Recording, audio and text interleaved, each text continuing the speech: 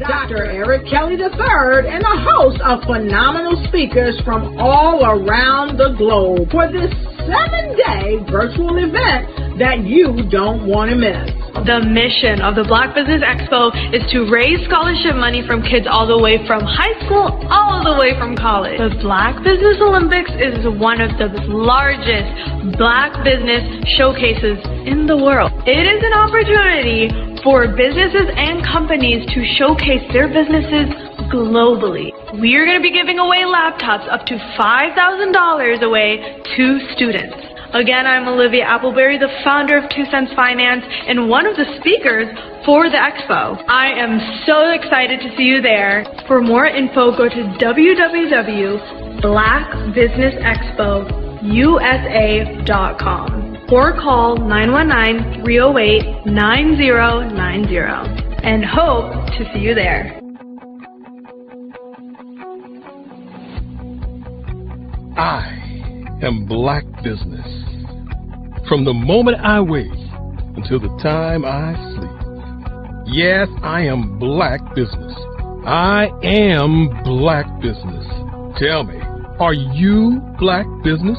I am Black Business. Do you support Black businesses? Listen, I support Black business because I am Black Business. Black Business Expo, one of the largest business showcases in the history of Black business in the world. The world! Sign up today at www.blackbusinessexpousa.com or call 919-308-9090. I am Black Business. I am Black Business. From the moment I wake until the time I sleep, I am Black Business. I am Black Business. Are you Black Business? I am Black Business. Do you support Black businesses? I support Black business because I am Black Business. Black Business Expo, one of the largest business showcases in the history of Black America in North Carolina. Join Dr. Eric Kelly III and a host of phenomenal speakers from all around the globe for this 7-day virtual event that you don't want to miss. The mission of the Black Business Expo is to raise scholarship money from kids all the way from high school all the way from college. The Black Business Olympics is one of the largest Black business showcases in the world. It is an opportunity for businesses and companies to showcase their businesses globally. We are going to be giving away laptops up to $5,000 away to students. Again, I'm Olivia Appleberry, the founder of 2 Cents Finance and one of the speakers for the expo. I am so excited to see you there. For more info, go to www.blackbusinessexpousa.com or call 919-308-9090 and hope to see you there.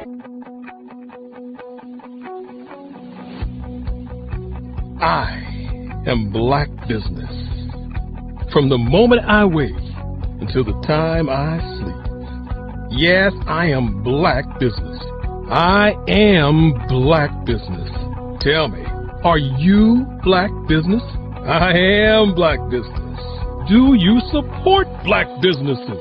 Listen, I support Black business because I am Black Business. Black Business Expo, one of the largest business showcases in the history of Black business in the world.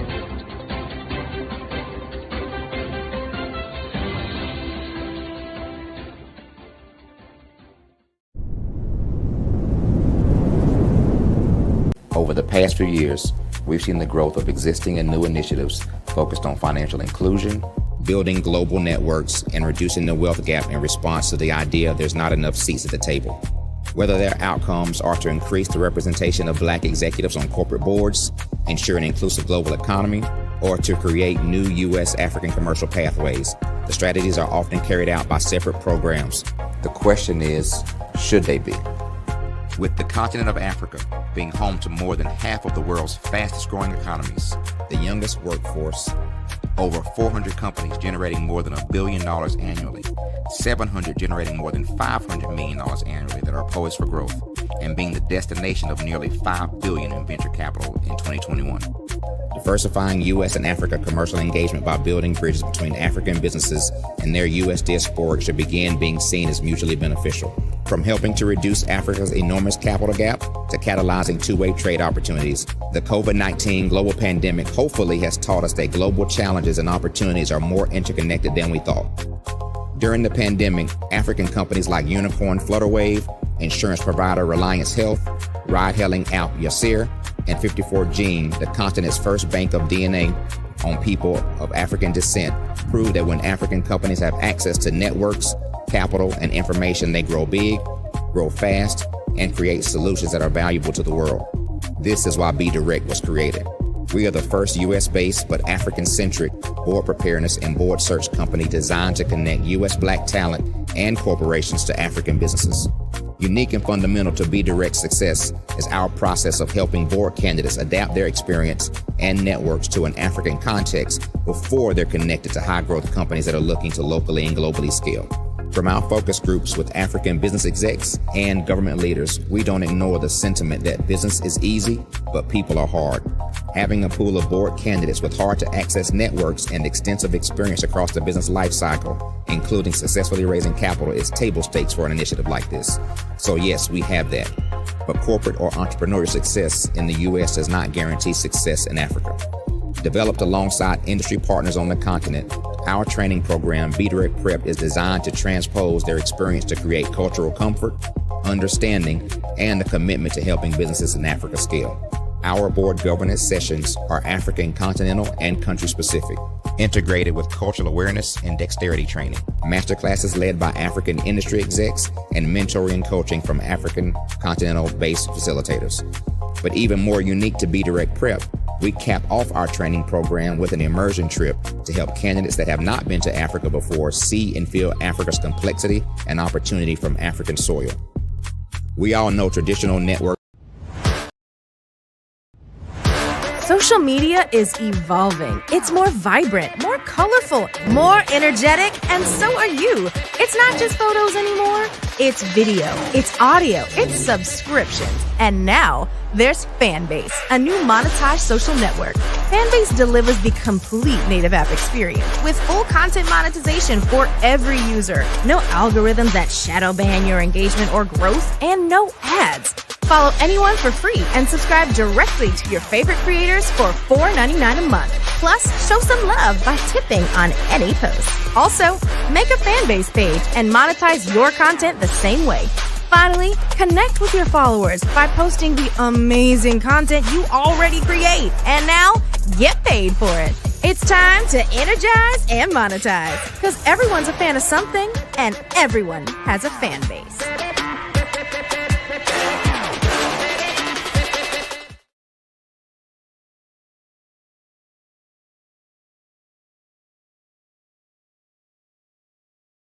Absolutely. So our coaching program help people that have the lack of time, that lack strategies, and lack the confidence to go after their dream life. So we help them implement tools.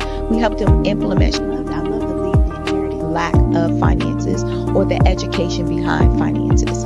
But it wasn't until I lost my firstborn, my only son, that life changed for me.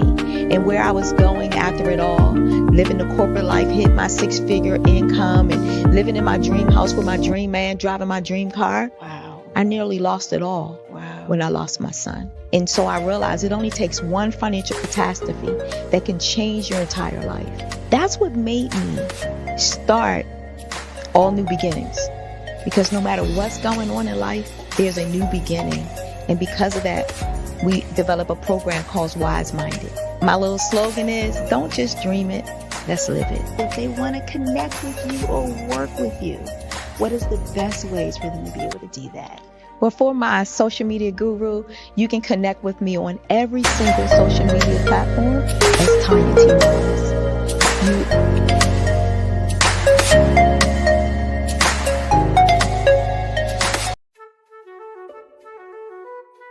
This is Dr. Arnold T. Petsworth. He's the owner of Petsworth Vet World, a veterinary clinic in Hopton, Connecticut. His patients include dog, cat, frog, fish, Goldie, dog, and this alpaca. Due to doctor-patient confidentiality, we can't tell you their names. Business at Vet World was steady, and then quarantine hit. Neighbors brought new four-legged friends into their homes. Bunnies. Bunnies everywhere. Dr. Petsworth welcomed these new patients with open arms. The only problem? There were more appointments than he could manage.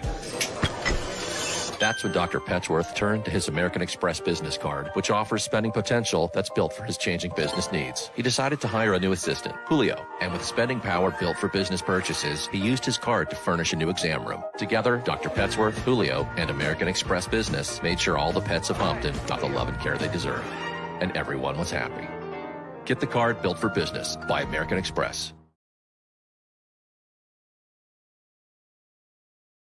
I'm Ramon Ray, founder of Smart Hustle Magazine and smallbiztechnology.com.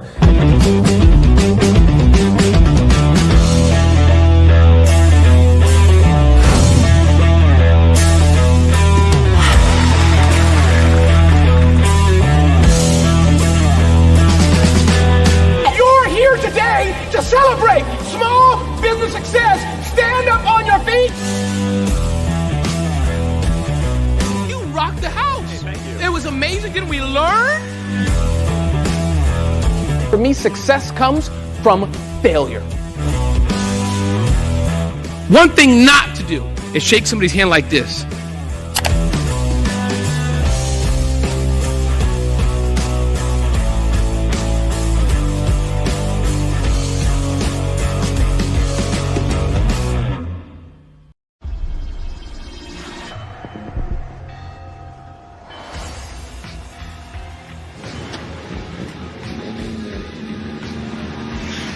La connexion. La connexion.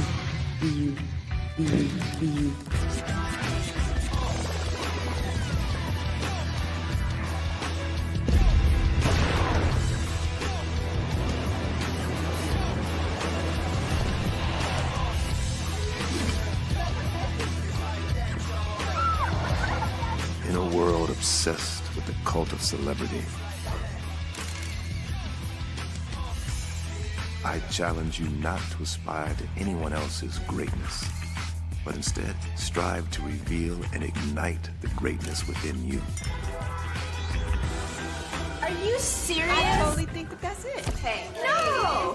Hey! To me, sexy is a man that knows who he is and what he wants. He's comfortable. You look at him, you see him, he's just comfortable being himself. And you're like, Baby, be you. be you, baby. Just be you. I like it. Introducing the Be You collection, exclusively available at K&G Fashion Superstore. Did you know women represent just 3% of Fortune 500 CEOs and less than 15% of corporate executives at top companies worldwide? Have you wondered what the secrets are to getting into the top ranks, whether in the private or public sector? Do you want to figure out how to stop being held back in your career or passed over for promotion? Then you're in the right place. Hi, I'm Dr. Madeline Ann Lewis, President and CEO of the Executive Women's Success Institute. I have decades of experience in the military, the federal government, and corporate America, and my mission is to help women succeed and tap into their full potential. I want to reach 1 million+ women around the world to become the leaders they are meant to be. So if you want to move into a management or executive level position, or maybe you are a female veteran transitioning out of the military into business entrepreneurship, then reach out to the Executive Women's Success Institute at 301-693-3284. Let us get you on the fast track to success.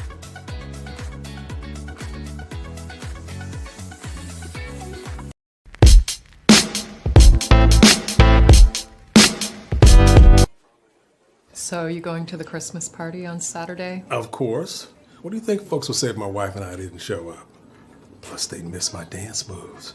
Please, those moves from the 80s? Seriously lame. Lame? Well, maybe a little bit, but this chief of surgery always gets the party started, sister.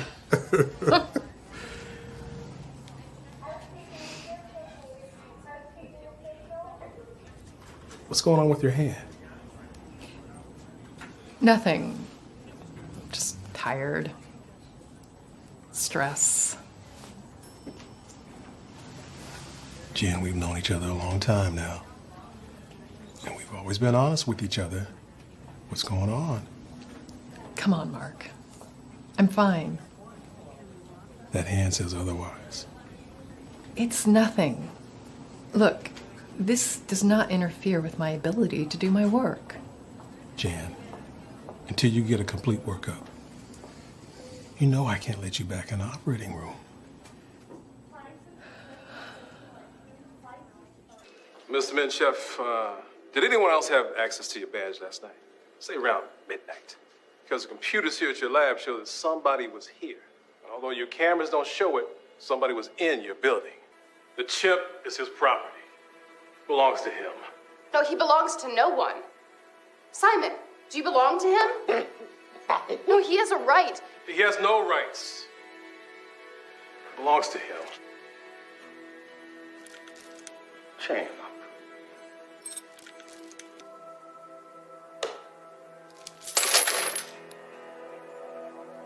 Wrong? He just wrote free man. I am not chaining him up. Hey, man, where's the bathroom at? Huh? You know you're the only one, right? Right, and she's number 2, and that one's number 3, and number 4. All of this stuff, it's not pleasure. This is business. It's not. Relax. Enjoy yourself, all right? You know where they are. I know you know. You're just lucky I'm a nice guy. This house is for sale. You go in and act like you want to buy the place. Look around. Find everywhere you want to go. That way you'll know the floor plan. Aren't you worried that they might call the cops afterward? No. Because when he gets back, we gonna kill him and his wife. Lock this up. Somebody forgot to throw away the key.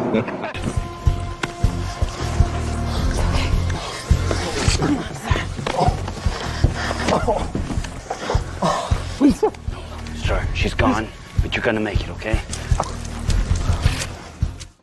My heart is aching, but I'm a fool to let it go on breaking. No way. Hey, look, guys, it's spaghetti.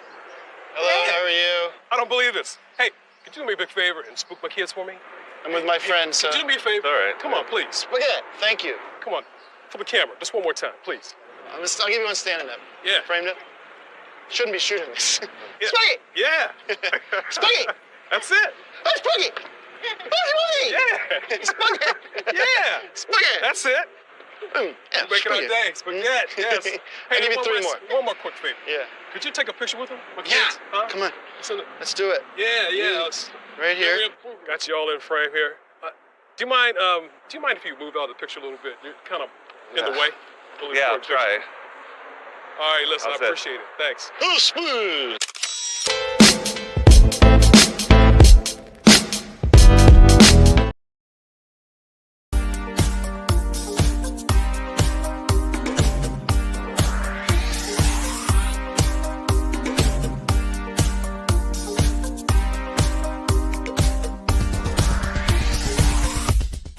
I grew up in Flint, Michigan during the 60s, and as a child, I can remember the civil rights movement. I remember our family huddling around our small black and white TV, and we'd watch all of the things that were going on in Alabama and Mississippi. Some of my older cousins were active in the movement, and each week we would have a large Sunday dinner with the extended family, and they would come back and tell us about all of the things that they had seen and done. As a child of about 8 or 9 years old, I always wanted to grow up and be a part of the movement, but by the time I became of age, it was all over. All of the marching was done. I always felt left out. that I didn't get a chance to participate in the civil rights movement. But little did I know that God had another plan for me as a computer instructor and database developer. But even then, it bothered me that I didn't see many people of color in my classes. That is when journalist Dr. John Ray introduced me to Dr. Joel Dudley Sr. and Dr. Eunice Dudley of Dudley Products, who had been mentored by the millionaire S.B. Fuller. Through Dr. Dudley, I was introduced to Dr. Lafayette Jones, past Vice President of Marketing for John H. Johnson of Johnson Publishing, and his wife, Sandra Miller Jones, who was a Vice President at Quaker Oats, and together they created SMSI, a national marketing firm. Dr. George C. Frazier of FrazierNet and the Power Networking Conference, Dr. Jackie Mayfield of ComproTax, founder of the largest Black-owned income tax service, and even billionaire Michael B. Roberts. They all believe that the way to close the wealth gap is through entrepreneurship, because we as a people had to overcome slavery, and secondly, obtain our civil rights to be able to eat in any restaurant or stay at any hotel that we wanted. But the third piece is economic equality. And now I am also convinced that we must become entrepreneurs, and to do so we must embrace technology and a strategy of global networking. That is why I created Every.Black, to use my vast experience as a computer instructor to teach entrepreneurs how to use technology and artificial intelligence in business. Every.Black members are listed in our online website directory, promoted in our digital newsletter, on our social media, and on our podcast. And we also conduct weekly virtual mastermind meetings where we read positive books, learn from the experts, while networking with like-minded individuals from around the world, educating them about every aspect of becoming a successful entrepreneur. That is what Every.Black is all about. Just go to www.every.black to take the AI and tech classes you need, to register for our mastermind meetings, and to join the Every.Black family. Visit us at www.every.black and sign up today. Just go to every.black, every.black. No .com, no .net. Just every.black. .black is the new .com. The Black Business Expo's mission is to raise funds for high school seniors going to college or K-12 entrepreneurs. This expo is a fundraiser for students. Please, you may go to www.blackbusinessexpousa.com to donate to the scholarship fund or use the Cash App at $BBXUSA. Our goal is to give laptops and up to $5,000 to 10 students. Students can register online at www.blackbusinessexpousa.com. Every dollar counts. Please donate to the Black Business Expo USA Scholarship Fund.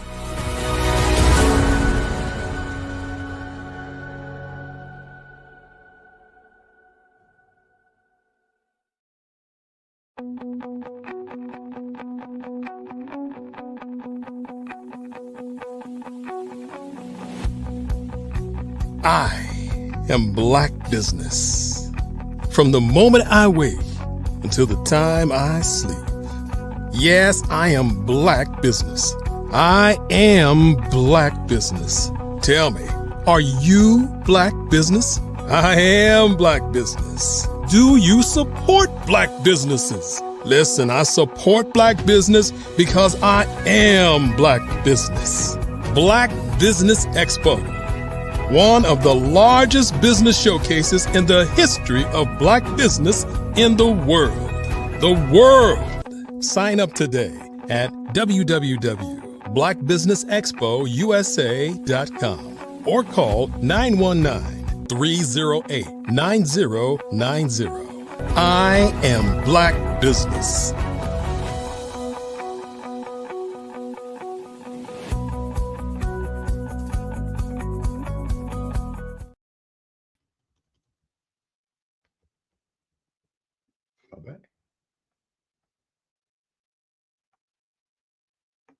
Oh, yeah, that's me. Welcome, peace and love to the Black Business Network, live right here at the Black Business Olympics. My name is Darius A. Stanton, and I am with you this evening for the next 4 hours. Starting off, we're going to talk about Black business, 2025 and how you win. But before I do that, let me just let you know that the Black Business Network is birthed out of North Carolina here in the United States, but it broadcasts to 200 countries all over the world, as well as throughout every state here in the United States. We've got over 140 speakers from different parts of the world that are featured here to promote Black business, to make sure that we understand that Black business is thriving and how and when you're able to connect with these various powerful people, entrepreneurs. I am Black business. From the moment I wake until the time I sleep, I am Black business. I am Black business. Are you Black business? I am Black business. Do you support Black businesses? I support Black business because I am Black business. Black Business Expo, one of the largest business showcases in the history of Black business in the world. Sign up today at www.blackbusinessexpousa.com or call 919-308-9090. I am Black business. Hello, I am Dr. Eric Kelly III, the visionary strategist and founder of the Black Business Olympics. I invite you to showcase your Black-owned businesses on the Black Business Network global stage. The Black Business Olympics is a global Black Business Network platform that propels Black-owned businesses into the international spotlight.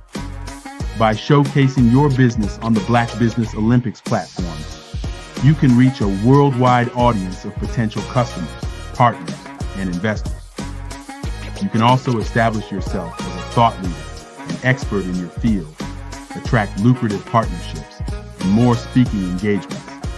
In addition, the Black Business Olympics platform provides a valuable opportunity to connect and collaborate with like-minded entrepreneurs and business professionals from around the world. This can lead to new business opportunities, ideas, and relationships. Finally, by sharing your story and expertise on the Black Business Olympics platform, you can inspire and empower others. This is a powerful way to make a positive impact on the world and leave a lasting legacy.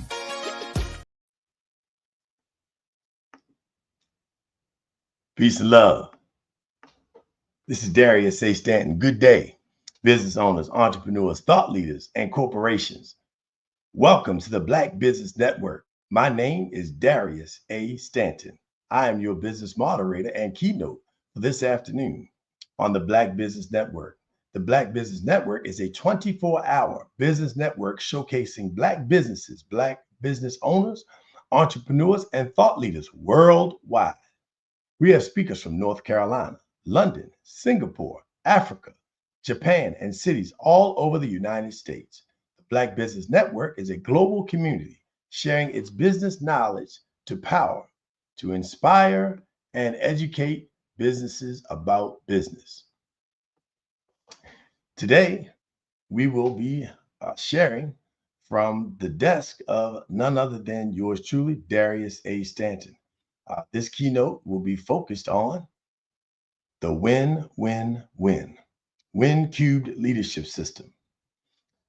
Just to give you a little background, I was born in Annapolis, Maryland, started business very young in family businesses. My grandfather owned a commercial cleaning company. He passed it on to my uncle. My uncle started taking me at 12 years old and some friends of mine. And at 17 years old, my uncle turned over all 4 of the law offices that we cleaned to yours truly. And I carried that business on for another 10 years. And so that was my entree. My grandmother did had a beauty salon in the basement of our home. And so I learned customer service, learned how to deal with challenges, call the cabs, go get the food, just anything that I could do to make the customers happy, which also gave me a great appreciation for seniors. So business is in my background, it's in my blood, and it's in our backyard, literally, because we are working right now to do the same thing with our family. In addition to that, I have a master's in human service administration from the Lincoln University, along with certification in leadership with the Transformative Life Coaching and Healing Leaders program. In addition to that, I'm currently a commissioner for the State of Maryland Economic Development Commission, appointed by the Speaker of the House, Adrian Jones, here in the state of Maryland. Last but not least, I chair a few nonprofit organizations, the most recent chair of the Maryland Legislative Black Caucus Foundation, and the current chair of the New Village Academy Charter School in Annapolis, Maryland. Background-wise, business, I ran Boys and Girls Clubs, the largest organization in Boys and Girls Clubs of America, for several years. I was with the Boys and Girls Clubs movement as a director and executive for 18 years, and the District of Columbia, Metropolitan Washington, and the city of Baltimore. In addition to that, we started our company in 2001. In 2011, we started full-time in the Stanton Group, which is a human development, strategic marketing, business development, and project management firm. So let's get into the win-win-win. The win-win-win is a model, a leadership system that has been developed to create wins in our lives, but every aspect of our lives.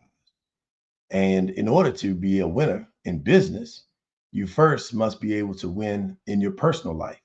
People often make the mistake and think that business isn't personal, but business is very much personal because it's the people that are doing the business. And so as we continue to watch businesses start, grow, and crumble, we often wonder, what is it that makes those businesses successful? And it's always going to start with the people, even in the institution of AI, artificial intelligence, because it is AI that's being driven by people. So in the first win, it is in your life, your personal life. It is in your temple. The second win is in your school. If you're still in school and education, that's your career. Or if you started working in your career, your field, or your business, that is in the second win. The third win is in your legacy, your exit strategy, your next, your succession planning. Those are the three wins that we're going to cover today and share with you how your business can become more successful by incorporating this leadership system. As a matter of fact, when I think about the first win and how it brought, I got to the point of being engaged in winning and in leadership, it started at home, because at home, I learned some key values. I remember coming home one day from junior high school, living with my grandparents in Annapolis, Maryland. And I came home, and my grandfather, who had a real deep voice, he was a civil rights leader. His name was William H. Johnson Jr. They called him Lamb Johnson. A very serious man, but a lot of love and really funny at times. But he was really, really serious and could be quite intimidating. So I came into the room, came into the house, came in the kitchen, opened the door, you know, and right off the bat, Derek, why didn't you take your trash out? You know, trash go on Tuesday. You didn't take trash out before you left. Well, granddaddy, you know, no, you don't know granddaddy. So my grandmother stopped him and she said, Lamb, that was his nickname. She said, wait a minute, Lamb. She said, find out what happened to the boy before he came in the house. Find out how his day was. See if he got chased by a dog, if he got into a fight, or if he got in trouble or something at school. Find out how he's doing, then hold him accountable, Lamb. So today they call that emotional intelligence. My grandmother had tons of it, and she taught it to me. And what I learned from that very important lesson was, first and foremost, do your chores, right? That's just like your business. You got to do your chores. You have to do the things you need to do in order for you to be successful in business. You have to do the small things, the details. But again, as I said, the first win is starting at home. And so same thing applies. You know, making your bed sounds like a big, you know, no big deal, but it's part of your order. So when you come back, you're coming back to a set fresh the night before. You're ready to get your rest on. But it's a small thing, but you got to do your chores. The other thing I learned from that most valuable lesson is check on your people. Hold them accountable for sure. Hold yourself accountable first, right? So I still hear my grandfather's voice in the back of my head when I pick up trash in my own house. When I take the trash out myself, I want to make sure that when I empty the trash can, that the trash can is empty, not left a piece in it, something to be washed out, because those are the little things that he used to tell me about work ethic that I learned at home, that you need to make sure you go above and beyond the job so that you're doing it in a spirit of excellence. I learned those things at home, which is where your first win comes from.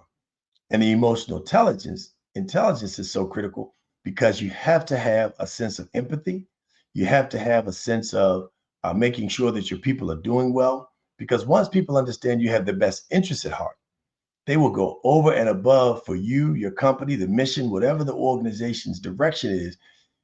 They will more than likely fall in line if they find out that you have their best interests at heart. And one of the ways of doing that is to make sure that you check in on them. It doesn't mean to dig way deep down into their personal life, but it does mean know enough about them to understand what they're dealing with from a family perspective, how they're doing, and that you concern beyond the bottom line.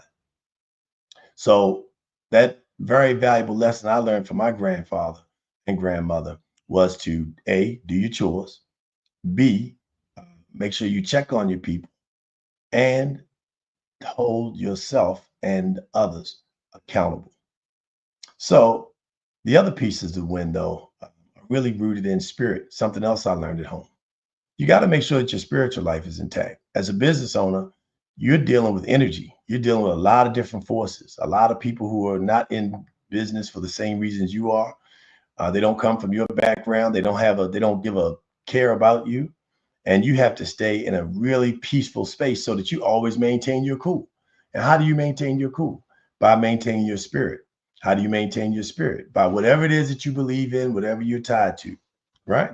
But you've got to make sure that your focus is in your breath, in your meditation, in your calmness, right? So I'm not talking about religion at all. I'm talking about how you maintain your sense of being, how you maintain your composure, how you keep calm under pressure.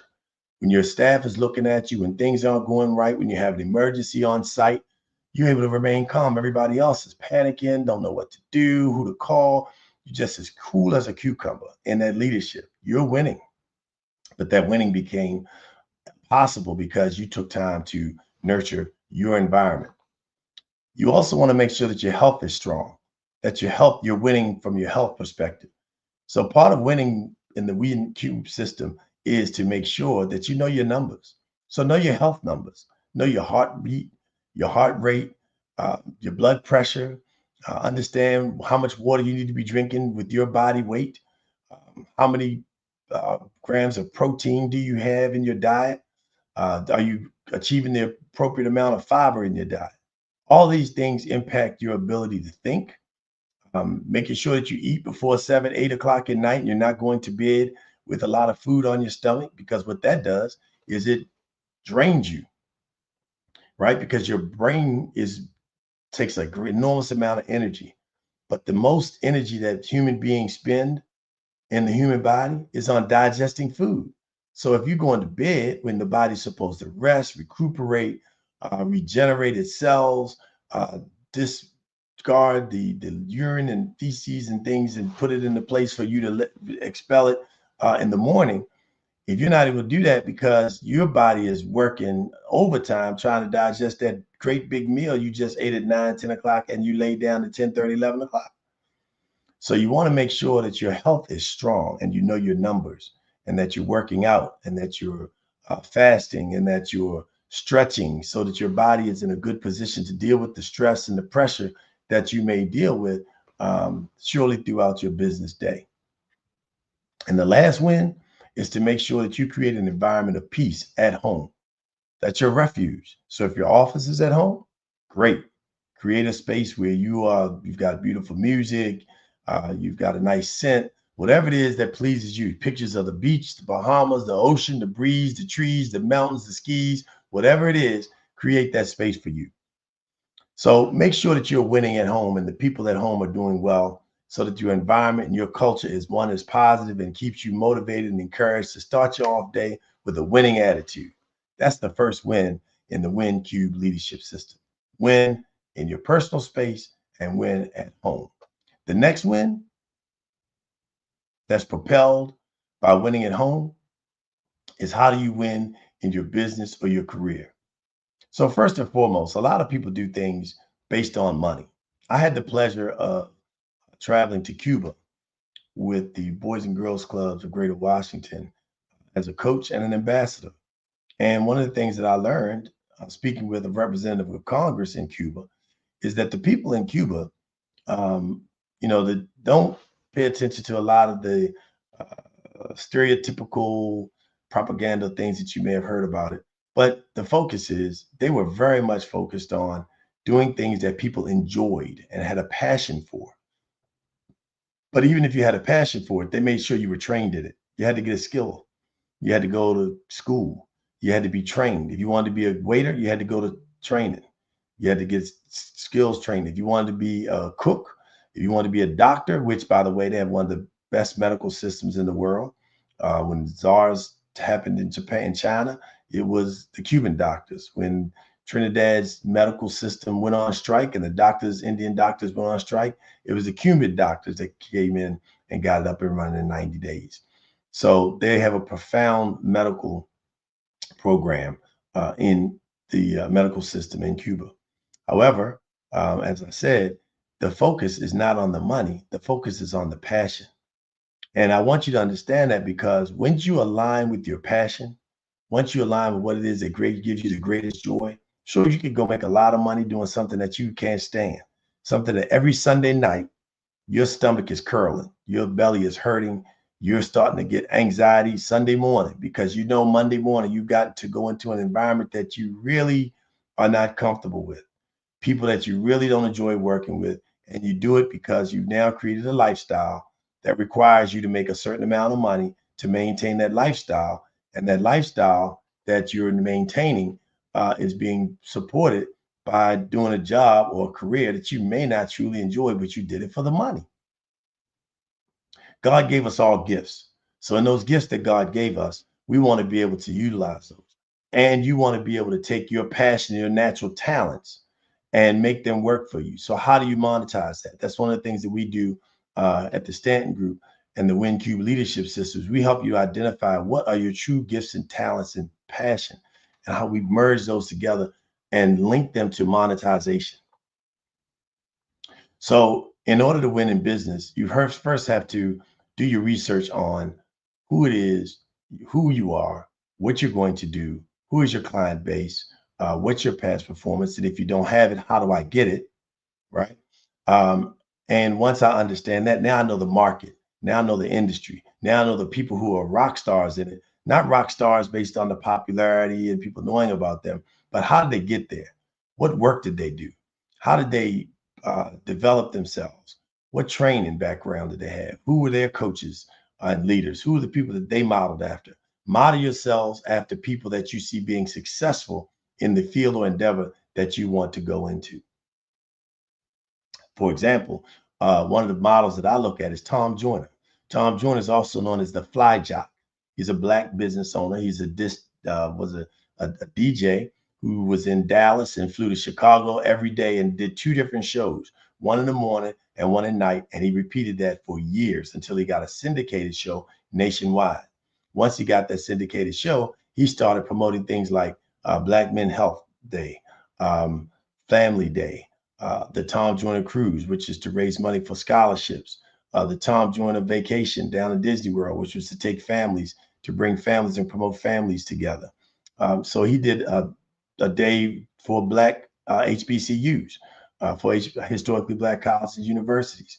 So he used his leverage to raise money for these institutions that a lot of people didn't even know about. If it weren't in your region, you wouldn't have known about Prairie View University or Morgan State University or Claflin University in South Carolina. You would not have known about them unless Tom Joyner exposed them to you. And then he tied them to networks.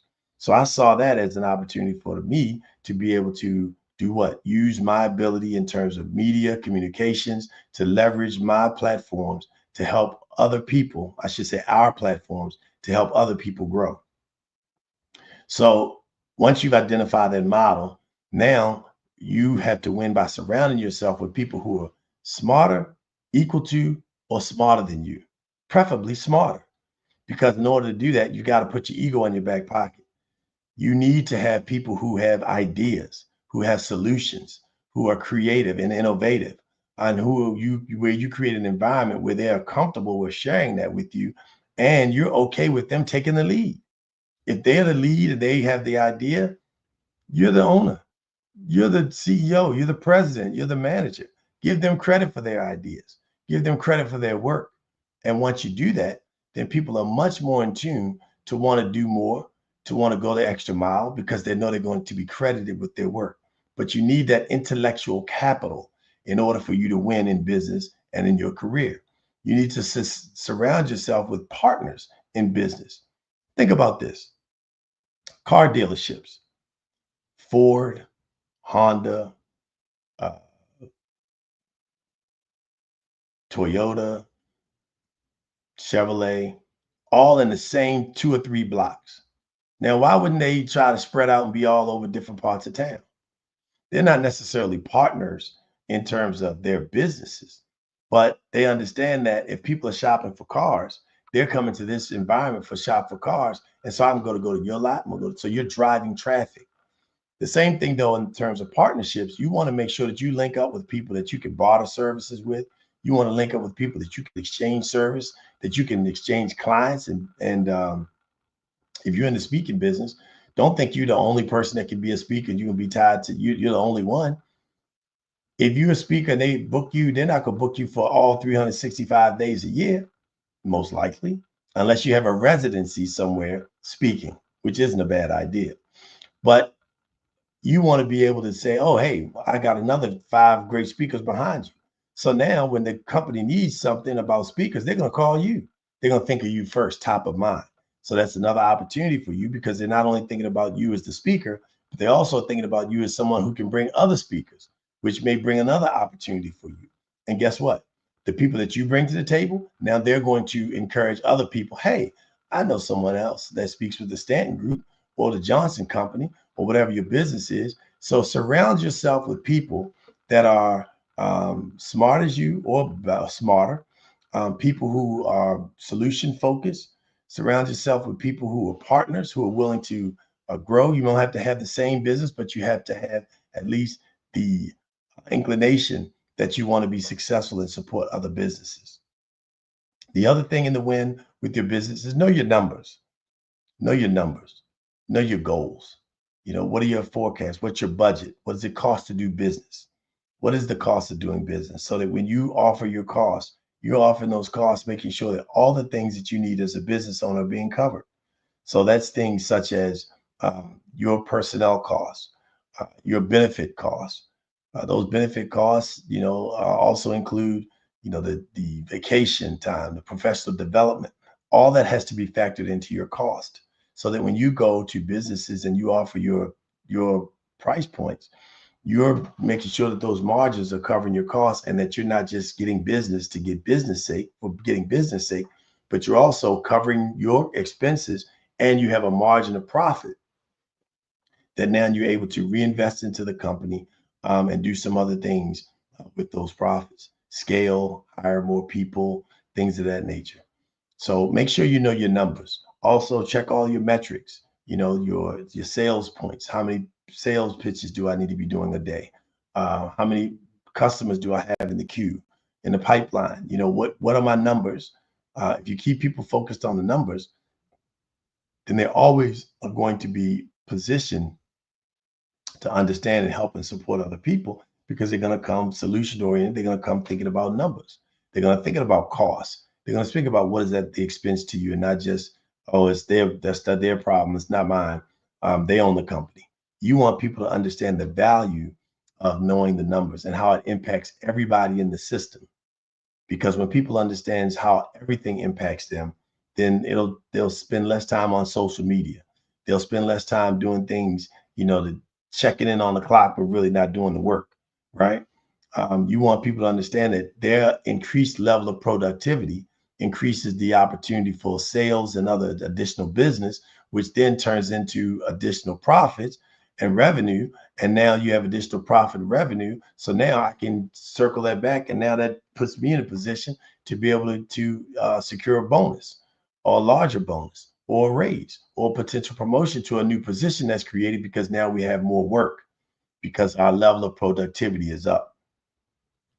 And last but not least, make sure that you have excellent customer service. We're going to make mistakes. We're going to fall short, but have a plan on how to address that. Have an escalation policy so that your staff knows that if you are not able to serve or support a client, customer, that you have someone else that you can transfer that call to, pass that person on, bring your supervisor or another staff person in to help assist that client, to really, make sure that they're provided the best resources and service that you can, or products if you're selling products. But you must make sure that you have a winning system in place. And that's one of the things that we do here at the Stanton Group is provide a winning system for customer service. I told you, we grew up, myself and our family, we grew up, learning how to treat people good and the importance of making sure that our customers are pleased and they were giving them an excellent product from the time they hit the door until we take them through the process of the sale of the service, and until the time we walk them to the door, close the line, hang up the Zoom, whatever it is, we're treating them with excellent customer service. You want to make sure that you do that. And you want to make sure that you treat your first customers, which is your associates, at very high value. Because remember, people don't stay at jobs based on the money they're paid. They stay on jobs based on how they're treated. Look it up, do your research. So last win, if you're successful in your business, in your career, the last win is in your legacy. How do you win in your legacy? How do you win in your legacy? So your legacy is your health legacy. You need to know who was sick in the family. Did they have high blood pressure? Did diabetes run in their family? So that you know what you're predisposed to. If it was alcoholism, so that you know that you may not be the one that needs to be going to events and drinking at the cocktail hour because your family is predisposed, to alcohol, alcoholism. So you really want to think about your health legacy. The next legacy you want to focus on is, what am I doing in terms of my business to make sure that my business is moving forward? And I have someone that when I step out of this business and go start another business in a total different space or arena, then I now have someone who's able to run the business equal to or better than the way that you were running it, because you created a succession plan. In order to create a succession plan, I talked a little bit about this in the second win in your business and career. You got to put your ego in your back pocket. You got to let people shine. And so one of the best ways to do that is to create a succession plan. So how to win in your legacy, create a succession plan. If you run a nonprofit, an organization, a community initiative, make sure that you have people that are going to come behind you that are primed for success. Make sure that you set an environment up where people are now trained and groomed and getting the experience and the exposure needed to be able to run whatever it is that they need to run, if in fact and when the time comes, because the time will come. In addition to that, you want to make sure that in your business, you have a succession plan. You have a growth strategy so that you're growing people within. It costs so much money to retrain people that you have to onboard, train in the culture of the organization, train in their particular skill set, the marketplace. If you have a customer base or customers site that they're working on, how are they going to be working in that environment? Another set of training. So you're spending an enormous amount of money on training people. So you want to retain those people and you want to train them up so that they're ready and primed to step into those new roles when the opportunities come, because people see and feel better about the fact that people appreciate and respect the hard work and time and the smart work that they put in, that they're now being able to be promoted. So make sure that you have a succession plan in place for your legacy, which also includes the family business. Are you training your children on the business? Are you training them in business, period? If you're sending children to school, are you writing that off as part of their business, employing them so that that can be a tax write-off with the business? Are you creating a scenario where they're learning the numbers, where they're learning the business itself, where they're learning the marketing strategy, the business plan, where they're learning your margins and understand the terminology? You know, are they taking whatever it is that their passion is as a major, but minoring in business? Create that legacy. Make sure that you create the legacy, and also you're buying property so that you now have property to leverage if you need additional capital for your business. If you want to scale, you've got some property to leverage off of. If you're going into a building and rent the space, find out if you can buy the building. Find out if you can put your name on the building. Don't think small, think big. You're a big Black business. This is the Black Business Expo, the Black Business Olympics. You are in the Olympics, baby, right here live. So think really big and think about owning that building with your name on it and your company brand. So in order to do that, you want to make sure that you're thinking from that vantage point. And part of being able to do that is thinking from a legacy perspective. So owning property is very important, both in the personal and in the business space, because it gives you leverage. Last but not least, what are the insurances that you can help in your business that can help you maintain if you're a key holder, key staff person goes down and you lose that person, whether they take another job, sickness, or they are no longer with you and they pass, you know, then you can replace that person, but your revenue is still going because you have a policy, an insurance policy that actually allows you to secure that space and that revenue. So until you fill that gap, even for your family, if you so happen to pass, your family's business is still intact, and the revenue that you were generating, the insurance now covers that. So you want to make sure that you have these things in place when you're building your legacy. Last but not least, do you have a will? Do you have a trust? Are you securing these things to make sure that yourself and your family is in good standing? Is your company set up as a holding company? You know, who's the beneficiary of the assets? All of these things and questions you want to ask your asset or legacy attorney that can help you with those types of things. Your insurance agent, your accountant, make sure that you have that team in place for your legacy. So as we wrap up with the win-win-win, remember that the first win is in your personal life, your mental, physical health, physical and spiritual health, and winning at home, creating a winning environment. Your second win is in your business and career, surrounding yourself with people who are equal to or smarter than you, knowing your numbers, understanding the dynamics of numbers, your forecast, your profit margins, your cost of doing business, your percentage that you're putting into marketing, because it's marketing and sales at the end of the day. How do people know how to get you and what you do? And how many people are you closing and turning profit and generating revenue? That's the crux of your business right there. And then last but not least, how do you win in your legacy? How do you win in your legacy? Who are you training? Who are you grooming? What kind of environment are you creating? Are you making sure that people are aware of their opportunities to grow? And also, what are you doing to create that succession plan and making sure that you have something in place if things shift in your organization with you or one of your key stakeholders in the business? So this is Darius A. Stanton. In order to reach us at the Stanton Group, you can go to DariusAStanton.com. That's DariusAStanton.com, just as you see it on the screen. And we are ready to help you both in the keynote or presentations at conferences, also to do trainings for your team, your organization at large, or personal coaching.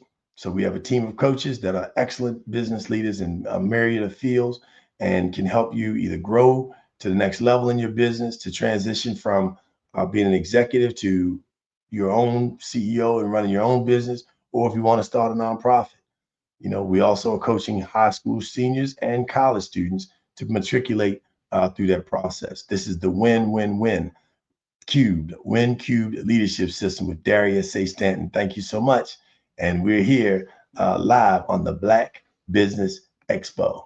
So make sure you reach out to us so we can come to you. Now, let me just tell you as I wrap about the opportunities here in the Black Business Expo and why it's so important that we do what we do. We're promoting the Black Business Expo and our mission to raise funds for high school seniors and students going to K through 12 entrepreneurs.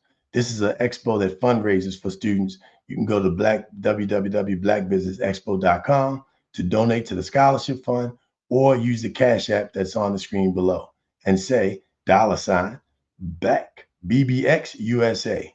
That's $BBX USA. Our goal is to give laptops and up to $5,000 to 10 students.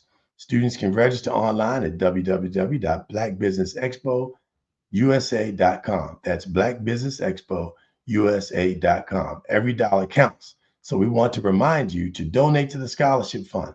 We want to thank you for attending our Black Business Expo here, December 2024, and our sponsors that have allowed us to be here with you today: NC 100, Suede Soul, Carolina, Virginia Minority Supplier Development Council, Step Management, Margie McLean Foundation Incorporated, Genius is Common, RTV, Executive Women's Success Institute, The Quality Coaching Company, Superwoman Business Services, Creative Force Studios, Lee Entertainment, Black Business Olympics, Artist App Design, and Black Business Expo USA. Remember, genius is common, and I'll see you on the other side.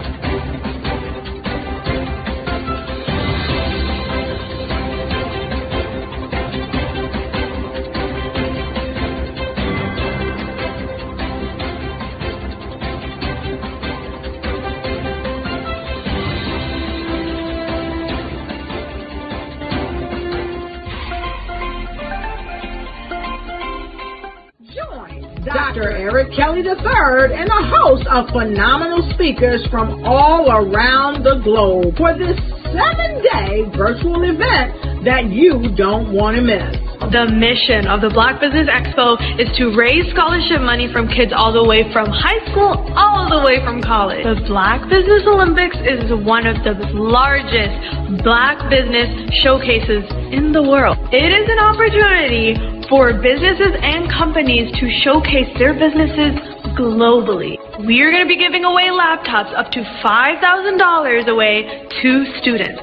Again, I'm Olivia Appleberry, the founder of 2 Cents Finance and one of the speakers for the expo. I am so excited to see you there. For more info, go to www.blackbusinessexpousa.com or call 919-308-9090 and hope to see you there. I am Black Business. From the moment I wake until the time I sleep. Yes, I am Black Business. I am Black Business. Tell me, are you Black Business? I am Black Business. Do you support Black businesses?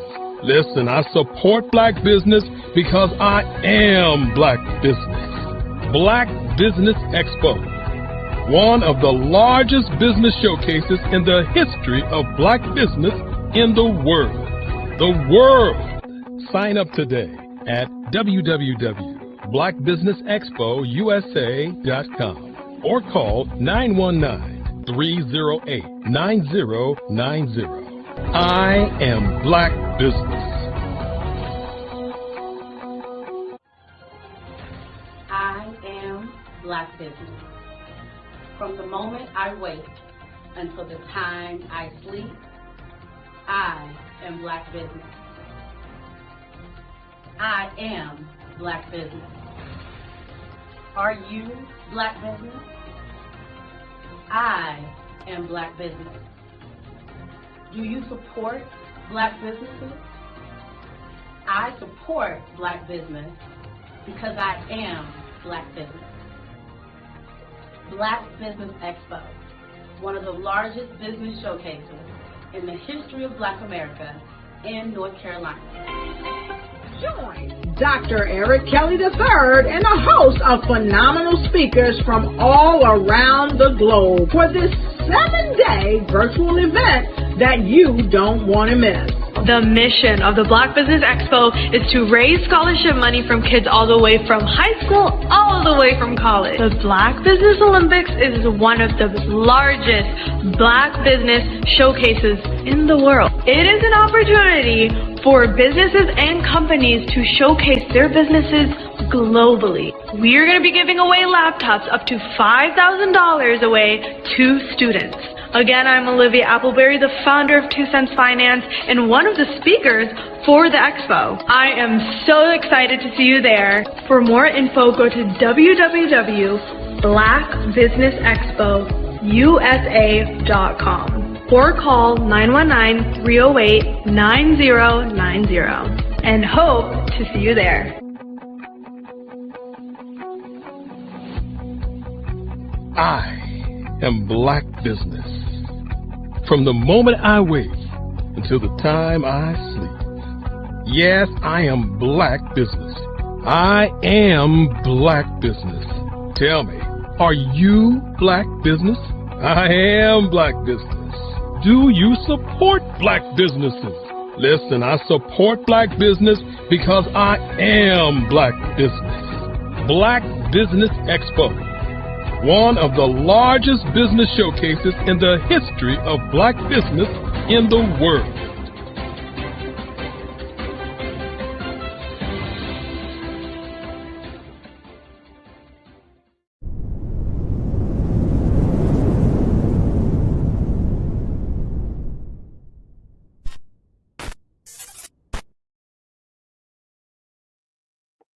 Welcome to Intentionality with Dominique, the show that helps business owners become valued and in-demand suppliers in the marketplace to scale their businesses. Let's start today's show with host and intentional connector, Dominique Simpson-Milton. My favorite question to ask, but what would you say is the difference between working in your business versus working on your business?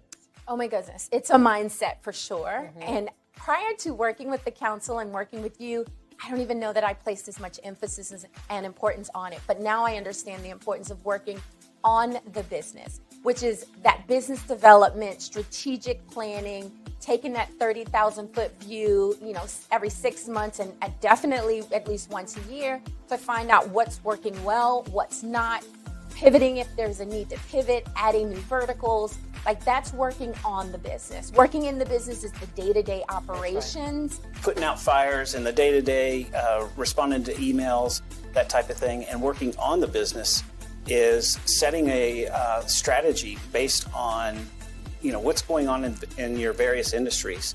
What are the trends, and making sure that you are doing the steps to stay in front of those trends. As you grow and as you evolve, I'd say there are a couple of things to that. One is, if you are in the weeds every single day, and quite frankly, when you start a business, there's not a lot of, it's hard not to be, right? Because you're probably small when you start. There are probably not enough resources for the things that you have to do. That's normal. But as you grow and as you evolve, you start to understand that if your view is here, then you cannot gain the perspective to see all of the interrelationships and all of the opportunities and all of the strategic maneuvers that you should be doing in order to take grow your business in step functions as opposed to incremental. Well, working in the business is doing everything. You wear all the many hats. Working on the business is finding out what hat you like and then being able to put in processes, systems, people that will help complement your skills. Chasing the dollars, trying to make sure payroll is done. You have enough work to cover payroll and $2 or $3 in your pocket. The next thing you know, year after year, you're in a rat race. You never been trained to develop your business or to take it to another level? As long as I can focus on where we are going, because no one else is doing that in the company except for me. So if I can see, here's where we're going, and I need all 10 of y'all to come with me, then if we all do that together, then the business grows because everyone is focused on the thing they're supposed to be focused on. Love that. Yeah. I think for a lot of business owners, particularly when you're just getting started, you're wearing multiple hats. I tell people all the time, I was always letter E, all of the above, when we used to fill in those multiple choice tests. And, you know, even now I still do a lot, but what is really great is that right now I'm in Richmond. My team back in Raleigh is handling everything. I don't have to pick up the phone. I don't have to check that email because I know that they can take on whatever is being thrown at them. Take time to slow down in order to speed up. Invest in CVM SDC developmental programs each year to grow your business. Working in equals maintaining. Working on equals growth. Visit cvmsdc.org for more information on our development programs. Email us at info@cvmsdc.org.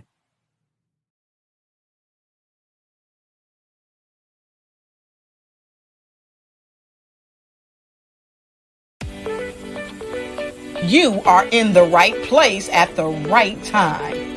The Black Business Network opens again for its Black Business Olympics, a 24/7 broadcast on business, strategies, global branding, social media marketing, finance, advertisement, and much, much more.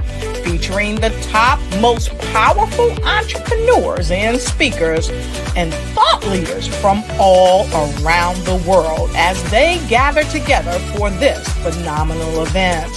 Join the Black Business Network streaming live into the metaverse. STEM City, USA, Black Multiverse, Pod TV, Roku, Hulu, iHeartRadio, Apple TV, YouTube, TikTok, Instagram, Google Podcasts, Facebook, LinkedIn, IBM TV, Spotify, and Twitch.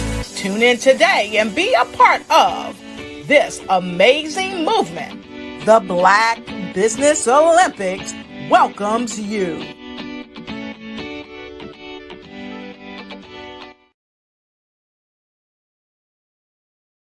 Artist to me is a creative expression of something from nothing.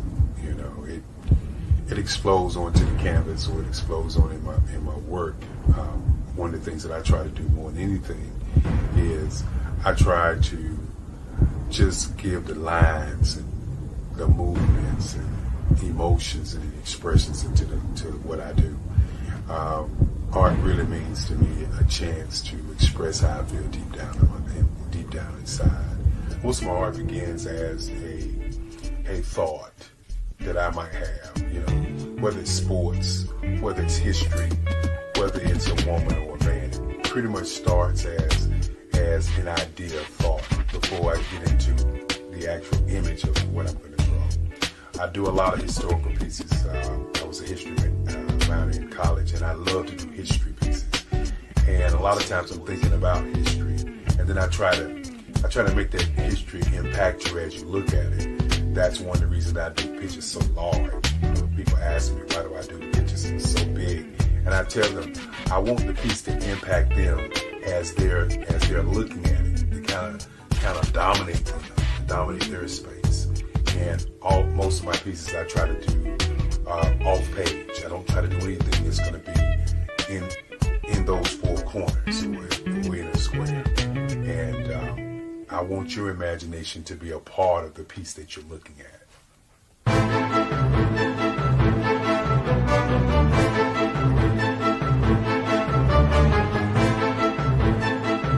I was born in a little village on the island of Haiti. Many deadly diseases pounded me. It is as if they were on a mission to end my existence on this earth. I refused to give up. In 1983, I left Haiti and came to the United States of America and I came with $5, 2 shirts. I didn't speak any English. I came to Atlanta. I got a job. I was a doorman. I was a doorman with a dream. What I used to come on stage. I'd rehearse this moment that I'm standing in front of you. That's the power of a dream. Maybe today is the day you begin acting as if you already have it. And then step out with full force. Take a risk. No condition is permanent. Don't let your situation distract you. You are chosen. You are called. You are born for a purpose in this life.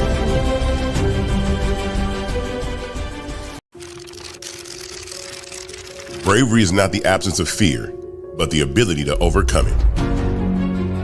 We stand for those who defy suppression, who speak out, and those who walk the road less traveled. Everyone deserves to be seen and their voices to be heard. We're sparking a movement, growing a community of creators united by the desire for freedom, choice, equity, and ownership. At Fanbase, it's all for one and one for all. We support each other to guide, promote, and uplift you in a place where you can unapologetically be yourself. A place where your voice, ideas, and creativity are not just welcomed, but celebrated. We are Black founded, minority funded, and supported by a diverse, inclusive, powerful community that believes in the strength of authenticity and individual choice. Regardless of success or background, we welcome you, the marginalized, the underappreciated, the successful, the superstar. We're for all who seek a space to express themselves freely, where they are rewarded for being their authentic, true self. We transcend labels because only we have the right to define ourselves. We are built for the brave, the culture, the creators, and for the future where everyone has a power to shape their own destiny, where all are empowered, voices are amplified, and freedom is embraced. For the first time, you have a chance to own the platform you helped make popular. It's a revolution, a movement in how we connect, create, and share. Everyone is a creator, and everyone has a fan base.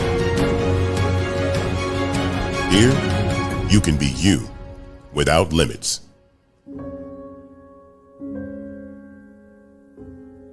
Sometimes you got to hear the news from the Black perspective, and more specifically, Black publishers. And that's exactly why you have to download the HeyTie app, the largest mobile app delivering breaking news, videos, and podcasts from 200 of your favorite Black publishers. Yes, 200 Black publishers delivering news as it happens, literally all in one app. Go to HAYTI.com or download the app in the Google Play Store or Apple App Store. It's completely free, along with information that you can trust, so go check them out. Are you an innovative entrepreneur or business owner ready to embrace the future of business transformation? The world is evolving at an unprecedented pace, and it's crucial to adapt and pivot towards success in this dynamic landscape. At the Hello LLC, we are dedicated to guiding you through this transformative journey, offering a comprehensive suite of services that extend beyond the metaverse and 3D immersive experiences. Our mission is to empower businesses and brands by assisting them in building, branding, systemizing, and automating their operations. We specialize in steering businesses from a two-dimensional existence to a thriving three-dimensional presence, where opportunities abound. We help businesses harness the power of technology to work smarter, not harder, enabling them to operate efficiently and stay ahead of the curve. Our diverse range of services includes: Our Biz in a Box is a complete business solution package designed to jumpstart your entrepreneurial journey. From strategic planning to digital infrastructure, we've got you covered. Your one app, one tap solution. Our MotionWork AI videos transform your brand storytelling with our cutting-edge AI-driven video production, captivating your audience like never before. Our 3D VR environments will step you into the future of immersive experiences. With our custom 3D virtual reality environments that engage and captivate your customers. Lastly, in our Pivot membership program, we offer tailored guidance and support to either show you, teach you, or take care of the transformation process for you.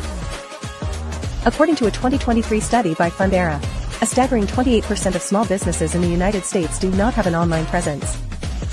This statistic underscores the importance of embracing digital transformation. Having a website is more than just an online presence, it's a gateway to unlocking numerous benefits, including reaching a broader audience, showcasing your products or services, generating leads and sales, establishing trust, providing customer support, and maintaining competitiveness within your industry. The Hello LLC is committed to helping you excel in all these aspects of modern business, not just limited to the metaverse alone. Why should you choose the Hello LLC to navigate this transformational journey? By partnering with us and harnessing cutting-edge technology, you can provide immersive experiences for your customers, expand your global reach, reduce operational costs, and enhance brand recognition, all while working with a company that holds integrity in high regard. Our commitment to ethical and principled business practices ensures that your journey towards success is not only innovative, it is also firmly rooted in trust and transparency. Don't wait. Take the first step towards a brighter business future. Contact us today to explore how we can support you in developing a remarkable digital presence and immerse. Absolutely. So our coaching program help people that have the lack of time, that lack strategies, and lack the confidence to go after their dream life. So we help them implement tools. We help them implement. I love to leave the inherited lack of finances or the education behind finances. But it wasn't until I lost my firstborn, my only son, that life changed for me. And where I was going after it all, living the corporate life, hit my 6-figure income, and living in my dream house with my dream man, driving my dream car. Wow. I nearly lost it all. Wow. When I lost my son. And so I realized it only takes one financial catastrophe that can change your entire life. That's what made me start All New Beginnings. Because no matter what's going on in life, there's a new beginning. And because of that, we develop a program called Wise Minded. My little slogan is, don't just dream it, let's live it. If they want to connect with you or work with you, what is the best ways for them to be able to do that? Well, for my social media guru, you can connect with me on every single social media platform as Tanya T. Rose.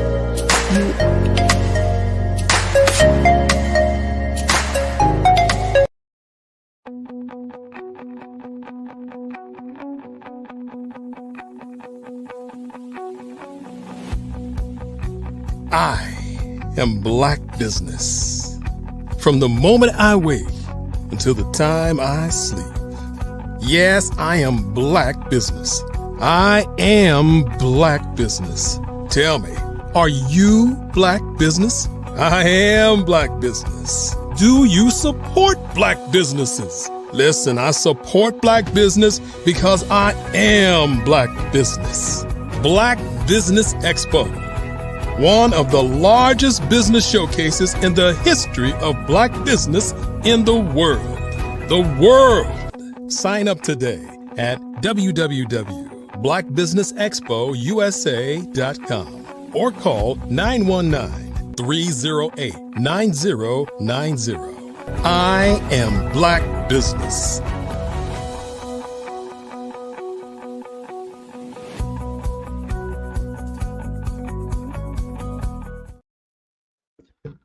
Peace and love, and welcome to the Black Business Network. We are here live and excited about what we have in store for you today. The Black Business Network, good day, first of all, business owners, entrepreneurs, thought leaders, and corporations. Welcome to the Black Business Network. My name is Darius A. Stanton, and I am your business moderator for this afternoon on the Black Business Network. The Black Business Network is a 24-hour Black Business Network showcasing businesses, Black businesses, Black business owners, entrepreneurs, and thought leaders worldwide.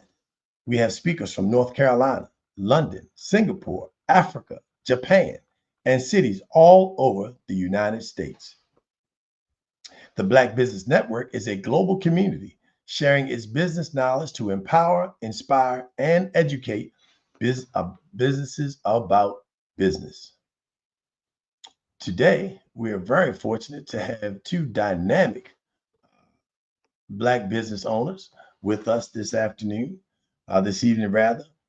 Miss Missa Green, Chief Operating Officer of Opulent Lady Business Association, the president and founder of Treasure Jewels Mentor Program, and Miss Delania Watkins.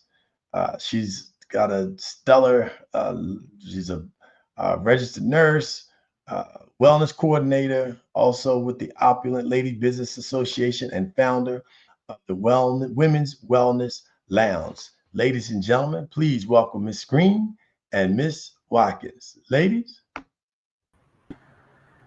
Hello, hello. Hey, how you doing?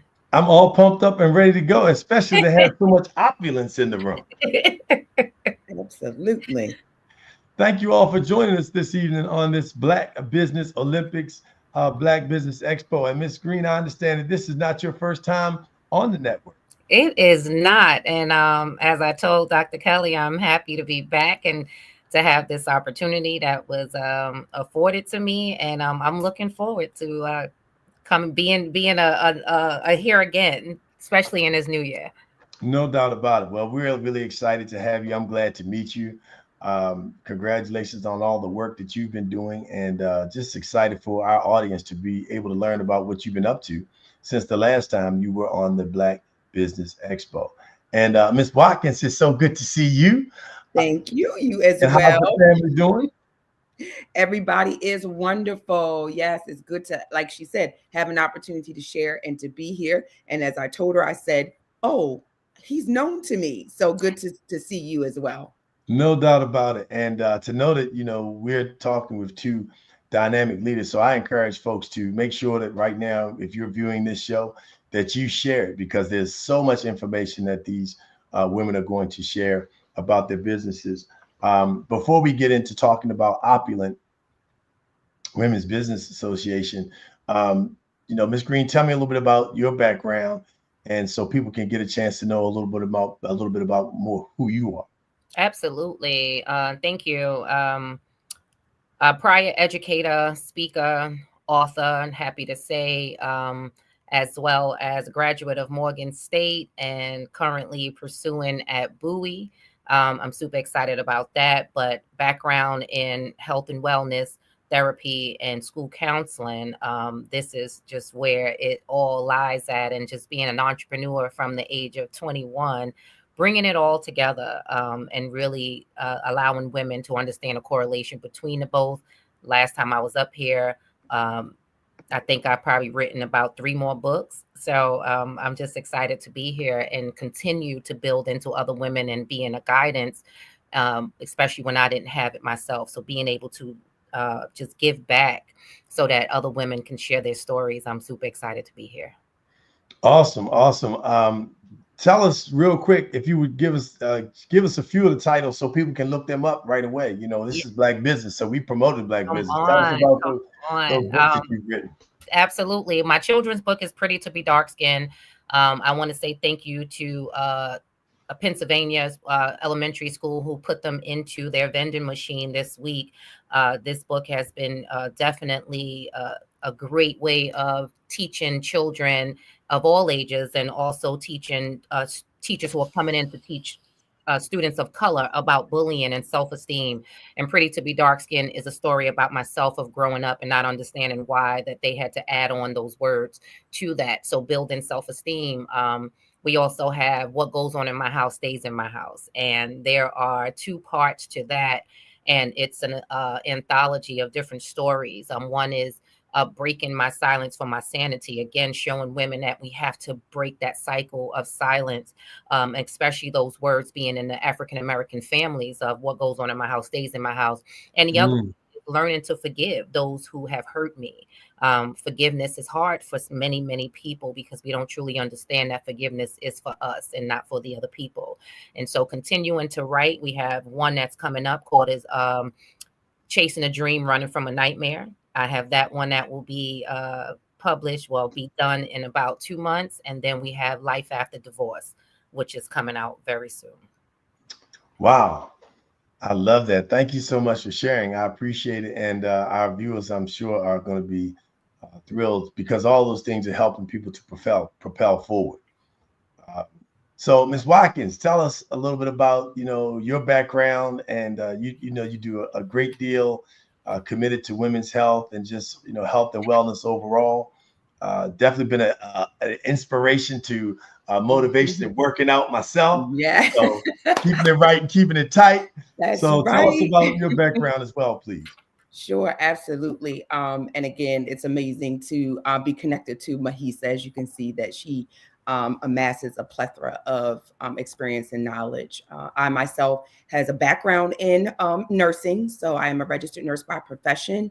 And on the shoulders of that, I took on this initiative in 2011 to bring women together under this umbrella of the Women's Wellness Lounge to educate them about wellness, but not only educate them, give them the ability, the tools, the resources, and the ability to advocate for themselves around wellness. And so I developed the Women's Wellness Lounge, and we kind of get together and find out what it is we can do with our voices to change the trajectory of what wellness looks like for the next generation. So that's kind of where my power lies in doing that as an educator in the health and wellness industry. So outside of me working out in the gym and kind of, that's just the visual thing of what people see. It's getting them to understand that beyond that, we're leading in all the wrong ways as it pertains to health and wellness. We're number one in heart disease, number one in breast cancer, number one in, HIV and things of that nature. So trying to get them to understand that we have the power to shift the trajectory of what that looks like. And so being able to do that through advocacy, as Mahisa talked about, writing books, giving women the tools to tell their stories, to give them a voice of knowing that they're not alone. So that's where the power lies in what I do.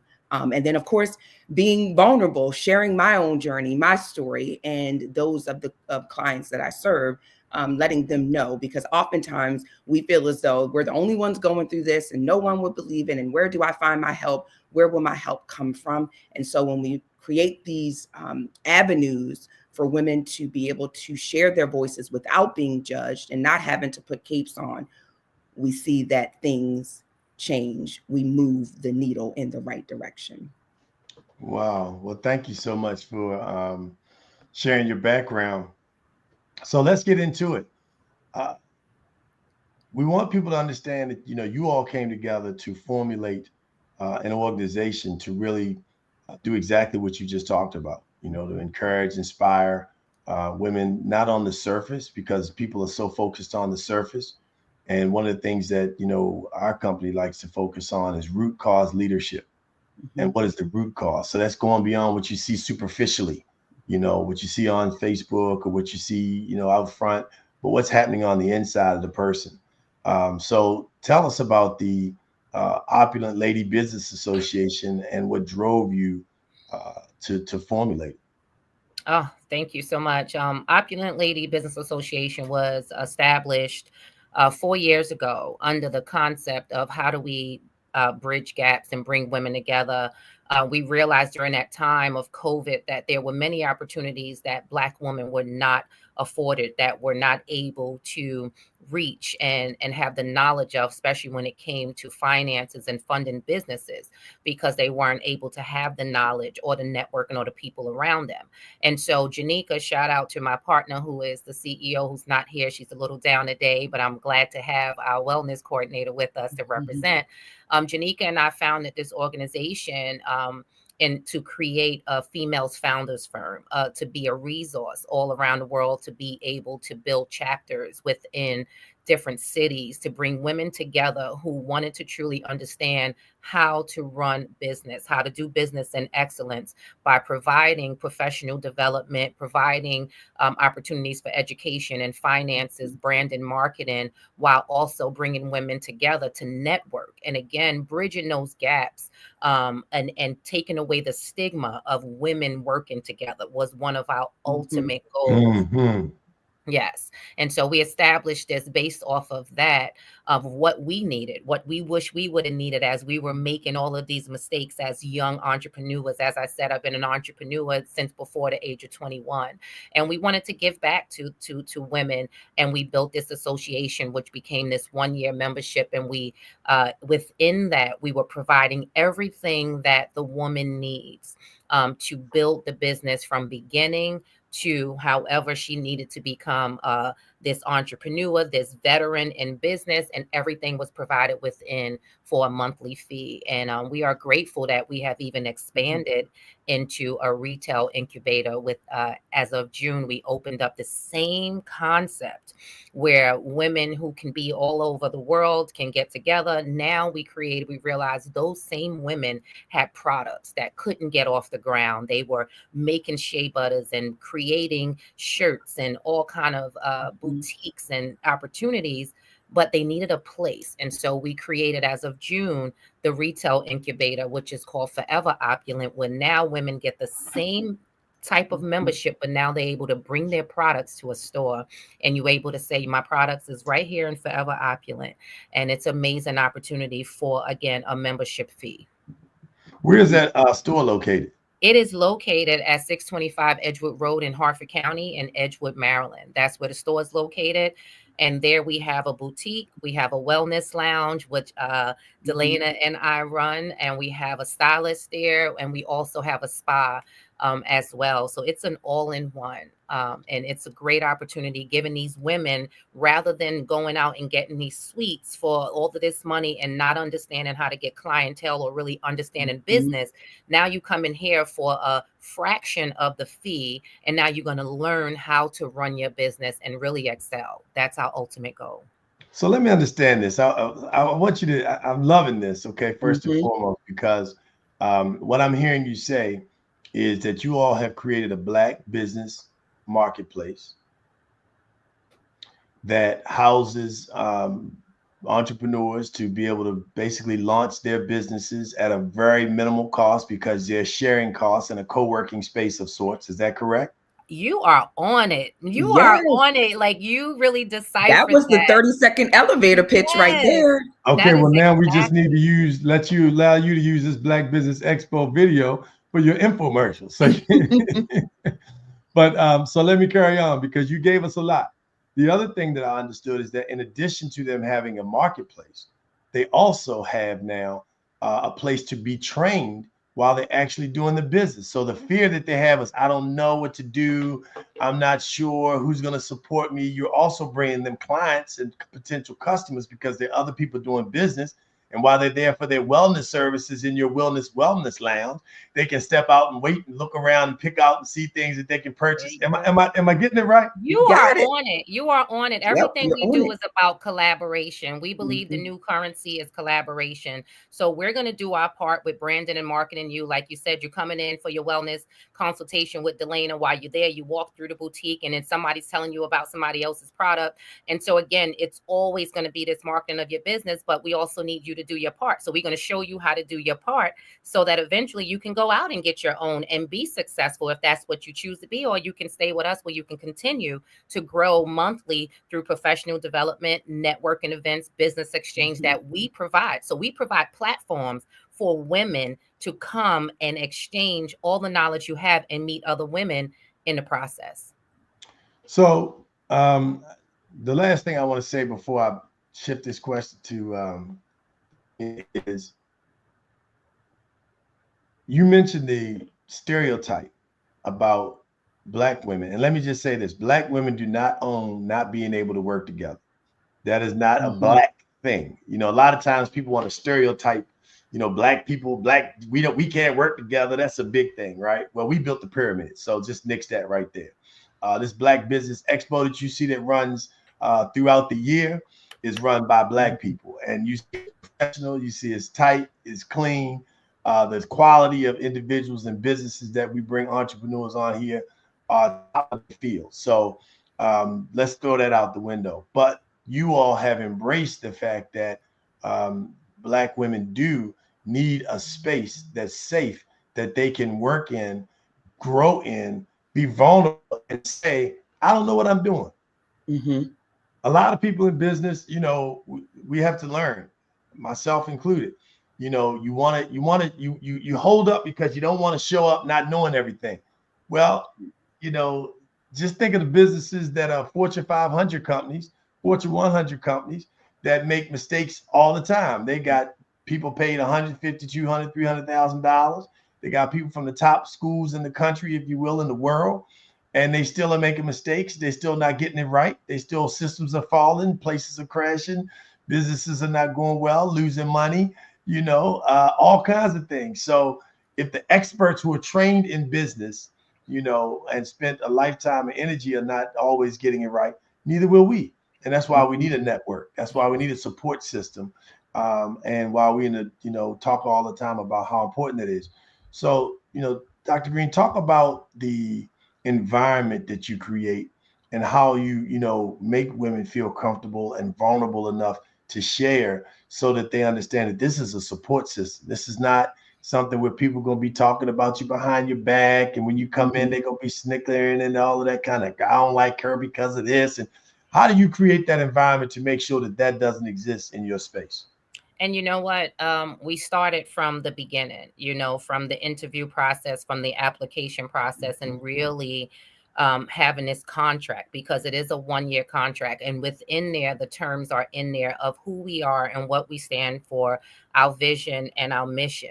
And so one thing we stand on is we keep negativity at bay. No matter what, just like you said, no matter what corporation or who you are, there's always going to be something that tries to come in. It's about your response. And we believe our response is our responsibility. So how we respond to things that may come in to try to distract the mission of the business. So we create this environment by also having the privilege of building a sisterhood.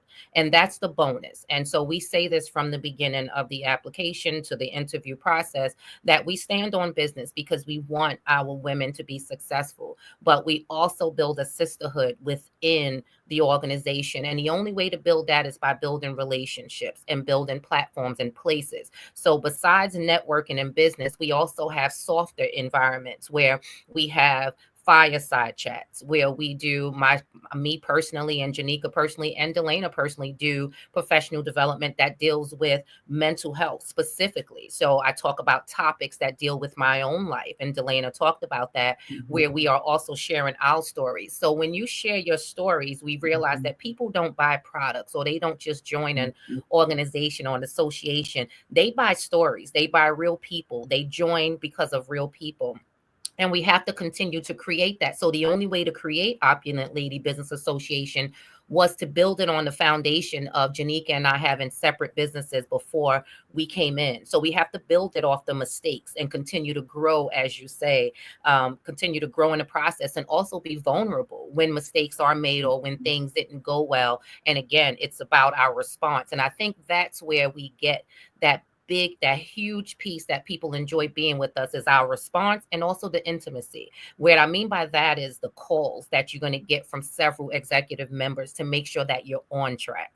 We're not Planet Fitness, and I'm just saying, or we're not the gym where, nobody's going to call you that we don't care about you. Where you're going to get that phone call when you're off track. You're going to get that phone call when we haven't seen you engage, whether you like it or not. And I say that because they love it, and they go, oh my gosh, I've been a part of this association and nobody called me and I paid my fee. And we're saying, you know what, we'd rather have you than to have your fee, because we come here to do business, and we come here to help women be successful, just as successful as we trying to be. And when people see that, and you're not just talking about it, and you're doing the work, and they see you doing the work every day and being vulnerable about it, that is what help us continue to grow and build this association, by building that environment that this is a safe place for you to be you. Why? Because I, the COO, can be myself just as well. Excellent. One of the things that I think is also so important, I heard you say that you're in Harford County. But Black businesses need to understand the value of doing business with Black businesses. And so regardless of where you are in the region, you need to consider supporting this Black business. So if you're in Baltimore, you need to drive up 95. If you're in Philadelphia, you need to drive down 95. If you in Pittsburgh, you need to drive across, and drive east. But we need to go out of our way to support Black business. And so women are really, and men, I want to encourage you to support this Black business as much as possible. Mrs. Watkins, tell me why the importance of maintaining health and wellness for entrepreneurs, especially women, is so critical. Absolutely. So I always say, you kind of preface this by saying that we've heard the cliche of saying health is wealth, but that is absolutely true. So a business doesn't define who you are. You being healthy and showing up defines who you are. That business is secondary to you being able to show up and give yourself to it 100%. And so that's why we harp on saying that when we show up as our healthy, authentic, knowledgeable selves, that's when we're most creative. When we're stressed out and we're not able to focus and really give what the entrepreneurial walk deserves, that's kind of where things kind of get stuck. And so understanding what the importance of health is where we come in when we talk about being in the Women's Wellness Lounge or the Wellness Boutique part of what we do.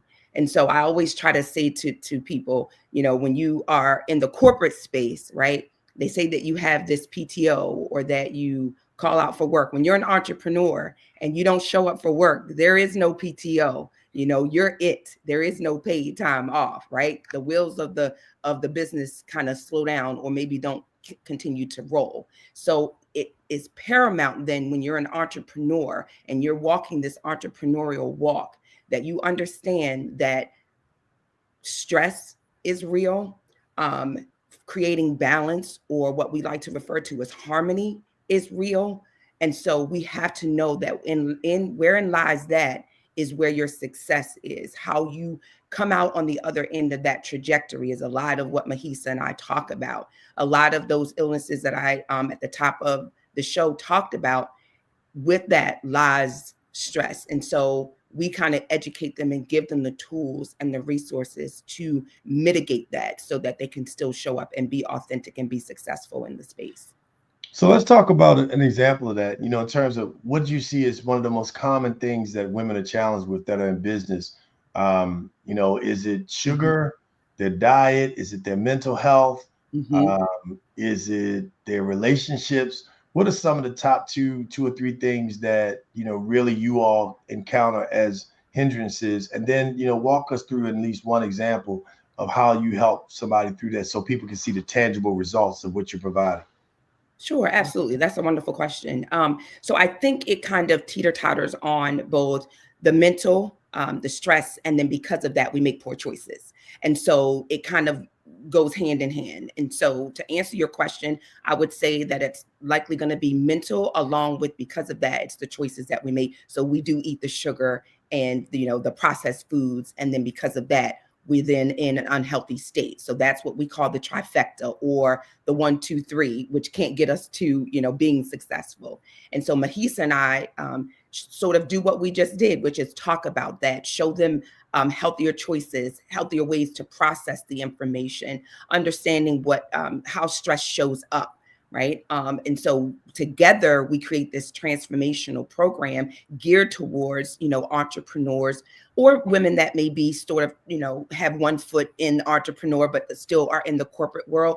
We still can help them sort of work through and make better choices with the amount of time that they're given to try to be an employee, an entrepreneur, a mother, all the other roles that she may play. And so we're trying to get that individual to understand that it is definitely doable, and that it does not necessarily have to be stressful. But if stress presents itself, how to mitigate that? What does that look like?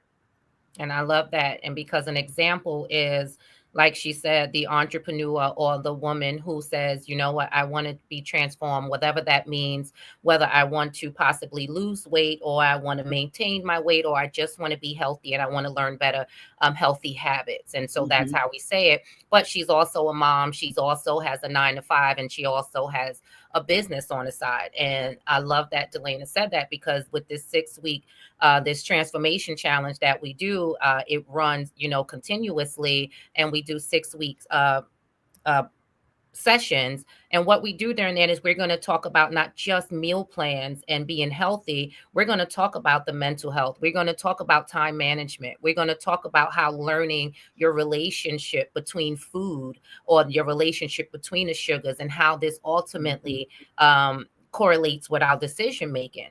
And so we've had several clients, and the success rate has been amazing, from anywhere within 6 weeks. And we are happy to say from 7 pounds to 30 pounds in 6 weeks, which is more than not likely. But if someone is truly focused on what they want to do, that's how successful they can be. And also in between there, you're learning the dynamics of how can you manage these, and what do you have to say no? As Delana and I say, no is a complete sentence. Is this beneficial to you? Do this need to be here? So you are learning how to really transform your life to get the things done that you need to be done. And I'll say the perfect example, we didn't create this from nowhere. I'll speak for myself and Delana. We're speaking from our own lives, which is why we created our program. I love it. So we probably have about 7 minutes or so, maybe 8. They may give us a little more time because it's the conversation is so hot, this evening. So I'm going to go back and forth. Delana, you're up next. We're going to come back to you.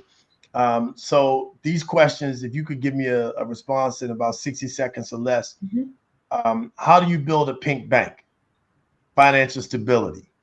I love it. So building a pink bank requires you to understand, I always say work backwards. Building a pink bank requires you to understand what your goal is, and then what do you need to get there to actually accomplish your pink bank. And so if that is marketing, if it's concept, if it's collaboration, if it's product, building your pink bank requires with you starting with the end in mind and then filling in the gap, or putting that money inside of that piggy bank, right? That pink bank. And so it could, again, currency isn't always coins. Currency is collaborations, it's connections, it's getting yourself healthy. So we help women to change that 1 degree shift in their thinking about connecting that pink bank to currency. It's really, what are you depositing into yourself to build that pink bank? I love it. The pink bank. Okay. Y'all heard that. So look, go find out about the pink bank. Okay. Learn how to utilize your own resources to get what it is you need and those resources that are out there. Okay. So coming up next is tell us about properly setting up and operating your business. Ms. Mitchell, you're up. All right. Well, what we do is we teach women or whoever wants to be a client of how to properly set up your businesses. And again, having a coach or someone next to you to help you through it makes it much easier. So before people go straight into this EIN and LLC and you're on Instagram and you're watching Hustle Gems and all this other stuff, you have to wonder first, what is your product? So we want to find out, what's your product? What are you selling? What do you want to sell? Because you can even sell your story, and that's perfectly fine, because I'm going to show you how to write a book. But what are you selling? What's your product? What's your target audience? Who do you want to purchase this from you? So who's the target audience that you are going to impact? And then we need to go into the mission and the vision. Where do you see this business going?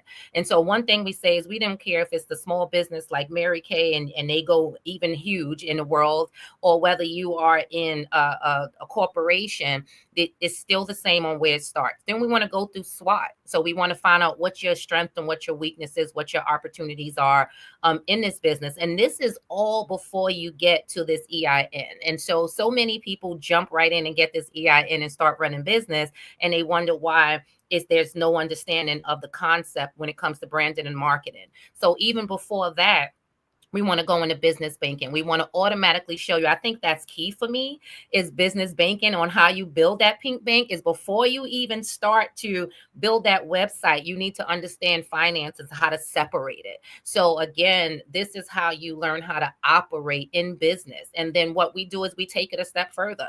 I bring in the mental health, because I want you to operate a lot of times without bringing so much emotion into this business. And that's where relationships end. Product, bringing so much emotion to the business. Come on now, that's a whole nother story. That's a whole nother story.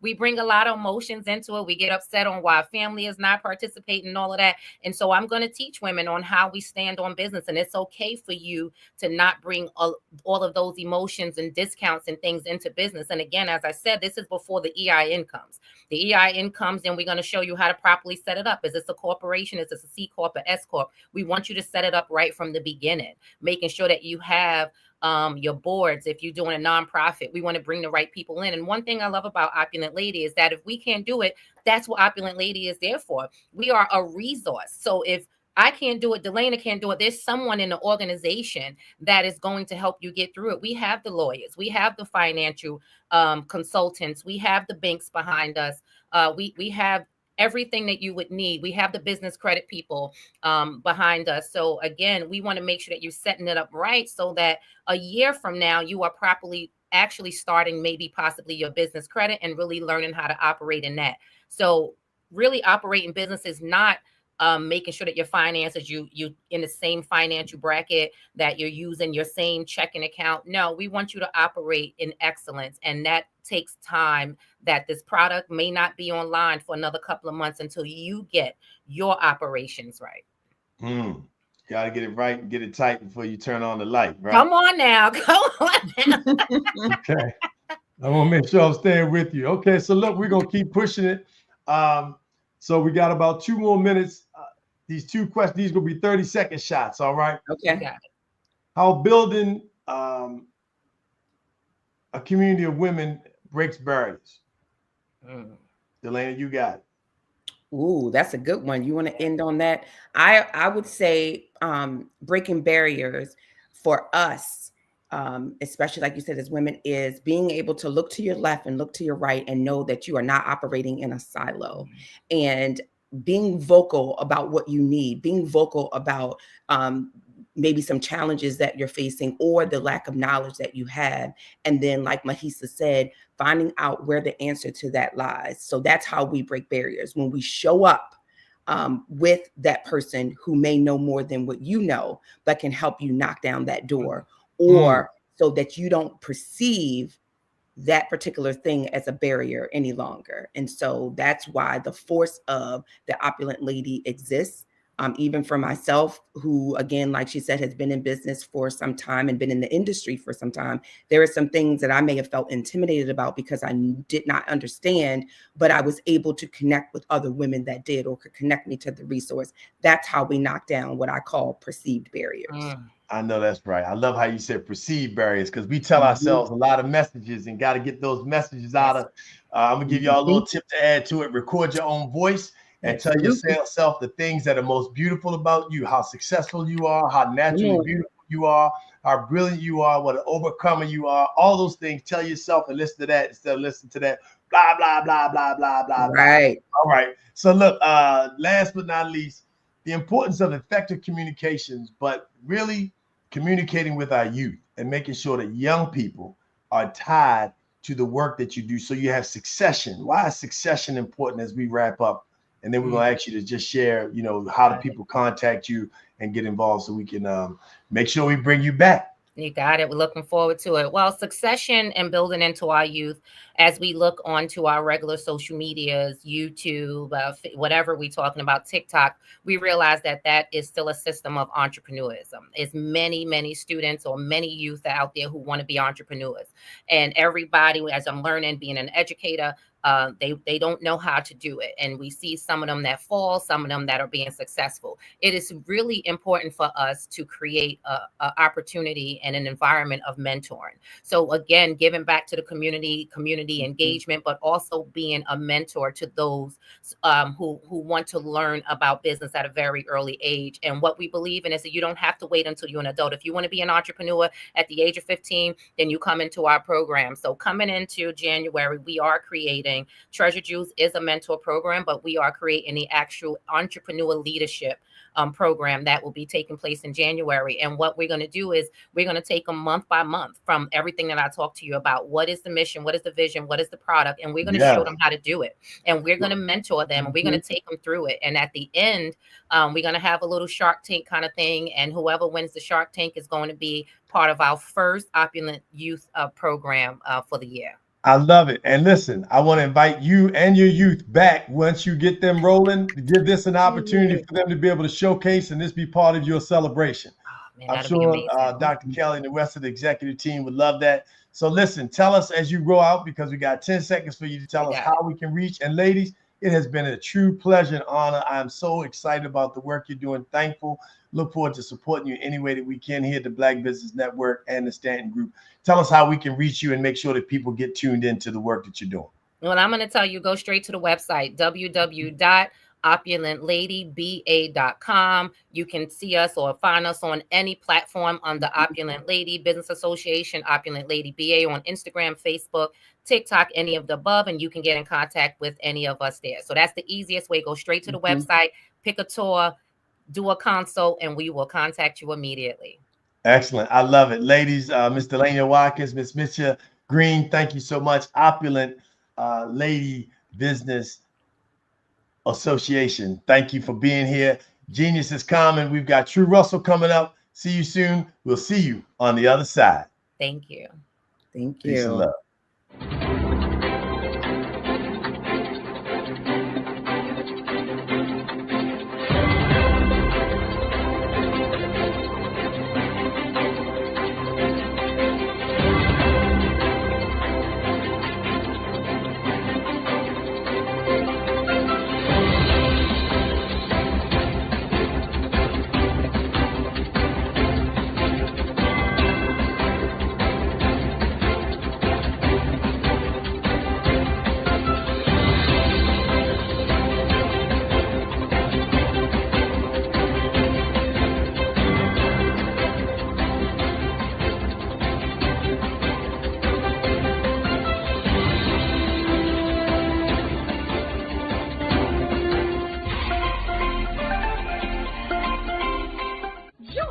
Dr. Eric Kelly III and a host of phenomenal speakers from all around the globe for this 7-day virtual event that you don't want to miss. The mission of the Black Business Expo is to raise scholarship money from kids all the way from high school all the way from college. The Black Business Olympics is one of the largest Black business showcases in the world. It is an opportunity for businesses and companies to showcase their businesses globally. We are going to be giving away laptops up to $5,000 away to students. Again, I'm Olivia Appleberry, the founder of 2 Cents Finance and one of the speakers for the expo. I am so excited to see you there. For more info, go to www.blackbusinessexpousa.com or call 919-308-9090 and hope to see you there. I am Black Business. From the moment I wake until the time I sleep. Yes, I am Black Business. I am Black Business. Tell me, are you Black Business? I am Black Business. Do you support Black businesses? Listen, I support Black business because I am Black Business. Black Business Expo, one of the largest business showcases in the history of Black business in the world. The world! Sign up today at www.blackbusinessexpousa.com or call 919-308-9090.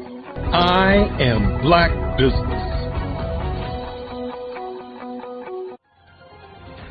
I am Black Business. From the moment I wake until the time I sleep, I am Black Business. I am Black Business. Are you Black Business? I am Black Business. Do you support Black businesses? I support Black business because I am Black business. Black Business Expo, one of the largest business showcases in the history of Black America in North Carolina. Join Dr. Eric Kelly III and a host of phenomenal speakers from all around the globe for this 7-day virtual event that you don't want to miss. The mission of the Black Business Expo is to raise scholarship money from kids all the way from high school, all the way from college. The Black Business Olympics is one of the largest Black business showcases in the world. It is an opportunity for businesses and companies to showcase their businesses globally. We are going to be giving away laptops up to $5,000 away to students. Again, I'm Olivia Appleberry, the founder of 2 Cents Finance and one of the speakers for the expo. I am so excited to see you there. For more info, go to www.blackbusinessexpousa.com or call 919-308-9090 and hope to see you there. I am Black Business. From the moment I wake until the time I sleep. Yes, I am Black Business. I am Black Business. Tell me, are you Black Business? I am Black Business. Do you support Black businesses? Listen, I support Black business because I am Black Business. Black Business Expo, one of the largest business showcases in the history of Black business in the world.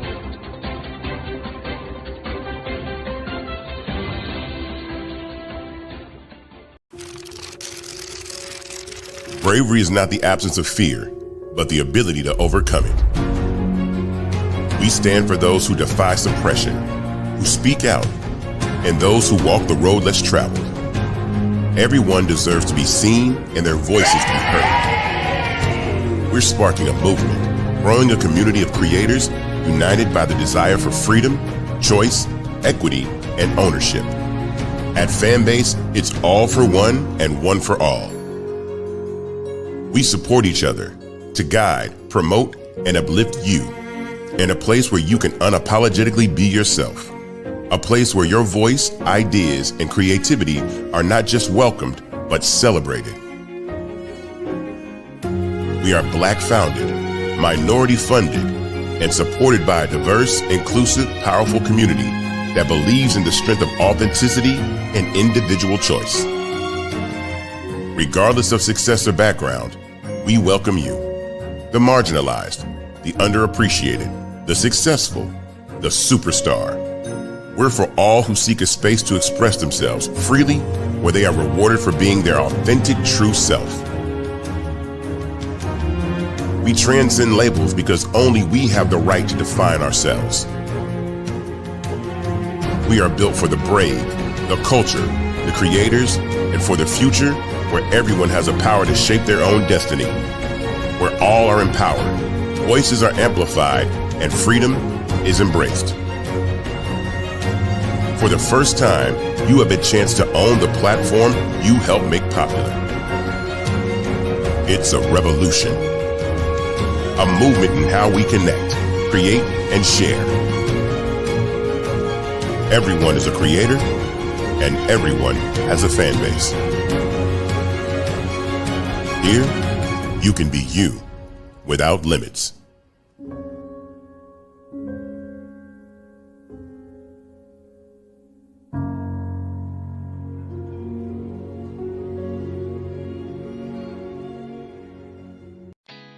Did you know women represent just 3% of Fortune 500 CEOs and less than 15% of corporate executives at top companies worldwide?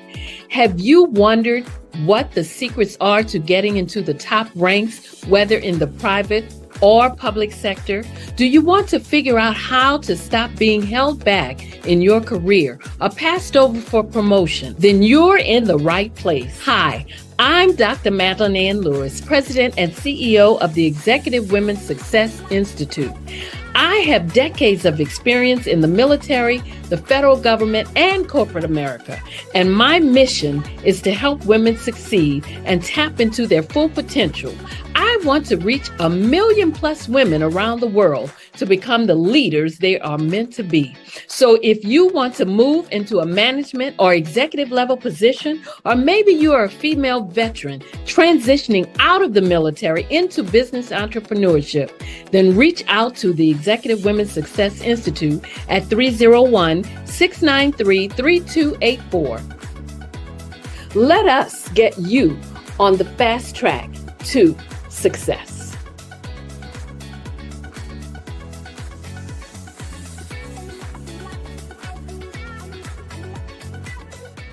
Artist to me is a creative expression of something from nothing. You know, it explodes onto the canvas, or it explodes on in my work. One of the things that I try to do more than anything is I try to just give the lines and the movements and emotions and expressions into what I do. Art really means to me a chance to express how I feel deep down inside. Most of my art begins as a thought that I might have, you know, whether it's sports, whether it's history, whether it's a woman or a man. It pretty much starts as an idea of thought before I get into the actual image of what I'm going to draw. I do a lot of historical pieces. I was a history minor in college, and I love to do history pieces. And a lot of times I'm thinking about history, and then I try to make that history impact you as you look at it. That's one of the reasons I do pictures so large. People ask me, why do I do pictures so big? And I tell them, I want the piece to impact them as they're looking at it, to kind of dominate them, dominate their space.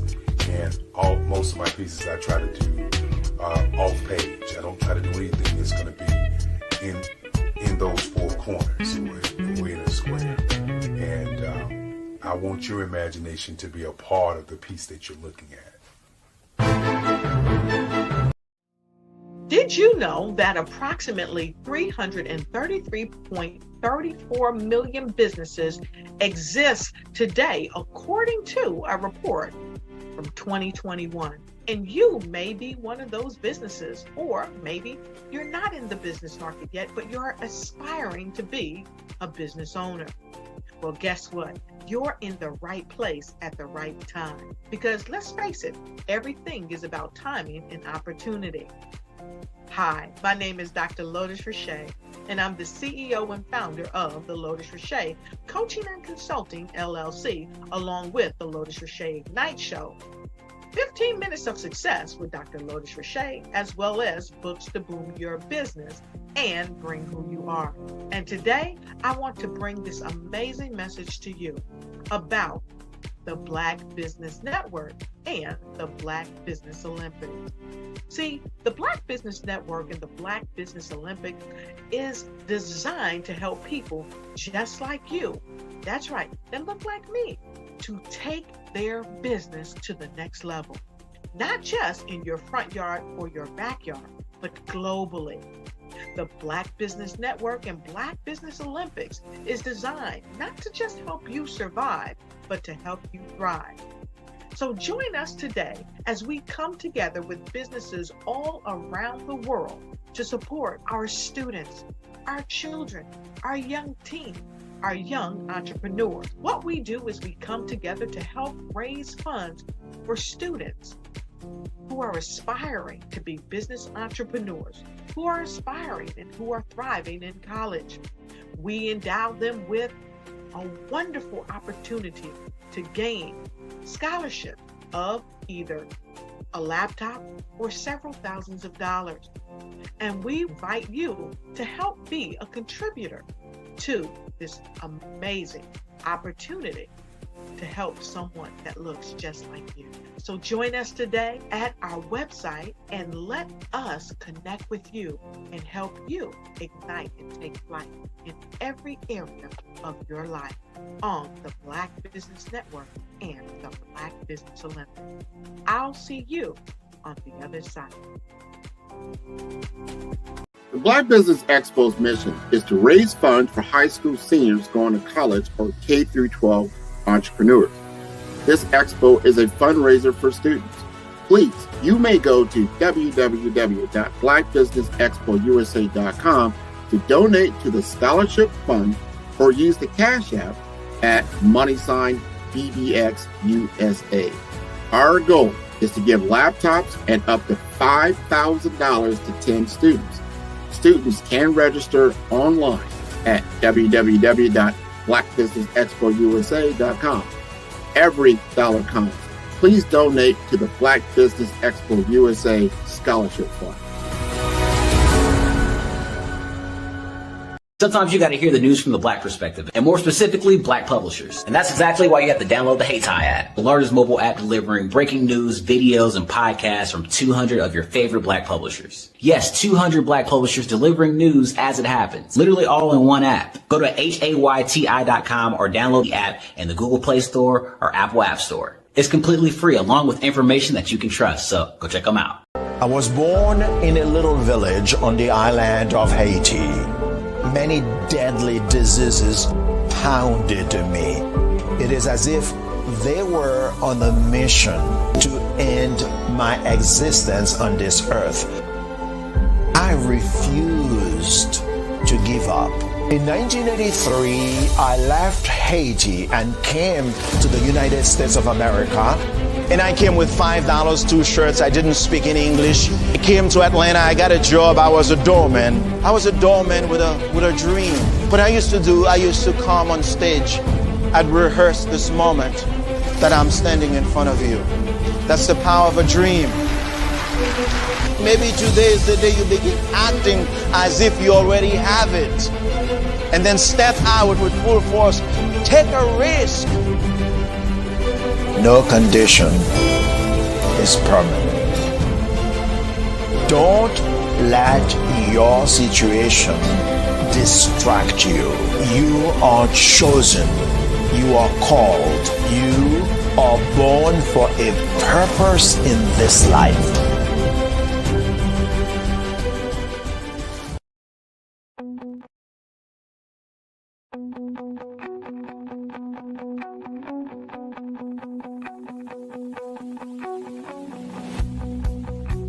I am Black Business.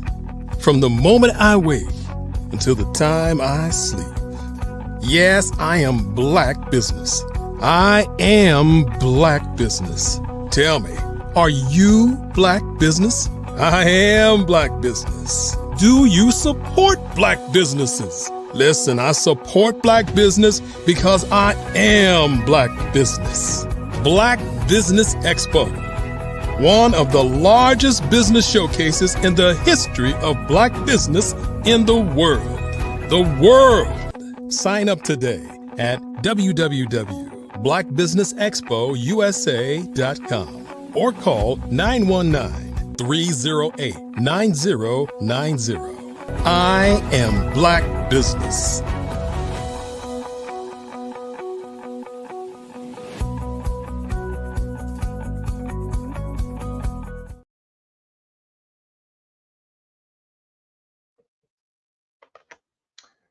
Good day. Business owners, entrepreneurs, thought leaders, and corporations. Welcome to the Black Business Network. My name is Darius A. Stanton, and I am your business moderator for this evening on the Black Business Network. The Black Business Network is a 24-hour business network showcasing Black businesses, business owners, entrepreneurs, and thought leaders. We have speakers coming from North Carolina, London, Singapore, Africa, Japan, and cities all over the United States. The Black Business Network is a global community sharing its business knowledge and it's to empower and inspire and educate businesses about Black business. Our guest this afternoon for our fireside chat is none other than Tara True Russell. Ms. True is a passionate serial entrepreneur with multiple streams of income, an advocate of multiple streams of income, a 2-time best-selling author, the founder of the Mind, Body, and Entrepreneurship Festival, also known as the MBA Fest.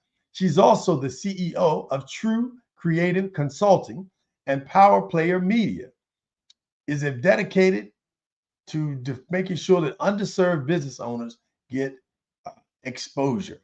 With the mission to provide accessible marketing and strategies and business solutions, she works closely with small businesses to help them grow and thrive in competitive markets. As a media advocate herself, Truly is deeply committed to amplifying the voices of women in the media space, and she actively works to create opportunities for female entrepreneurs and creatives, providing a platform for local events, businesses, and artists to showcase their work. By offering these media outlets and services, she is building more of an inclusive media landscape where underrepresented stories and talents can shine. Ladies and gentlemen, please welcome for the first, but definitely not the last, Miss True Russell. Hey, True. Hey, Darius A. Stanton. How are you? You're on mute, and we need to hear you and see I should all not. that. Me? No? Is it on me? Can you hear me? I can hear you, yes. Okay. It's on me. Now, what you going to do? There you go. Put it back now. Click it. There we go. There we go. Gotta love technology, I tell you. You and me all day long. All day long. True.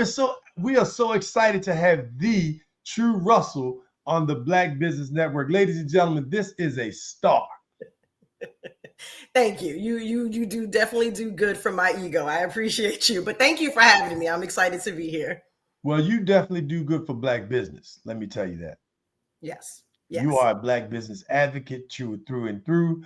And today we're going to talk about two things. One about the MBE Fest that you've birthed and created. And we're going to take a virtual tour of what that feels like to actually be in that space. I was fortunate enough to participate in the most recent one that you had.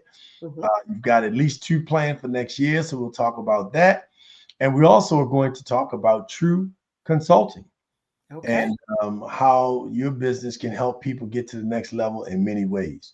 So True, just tell us a little bit. I gave your background, which, to know that we're talking to an author, published author. So she doesn't just create things, she finishes them, right? Because it takes a process to get to that point. Tell us about your 2 books.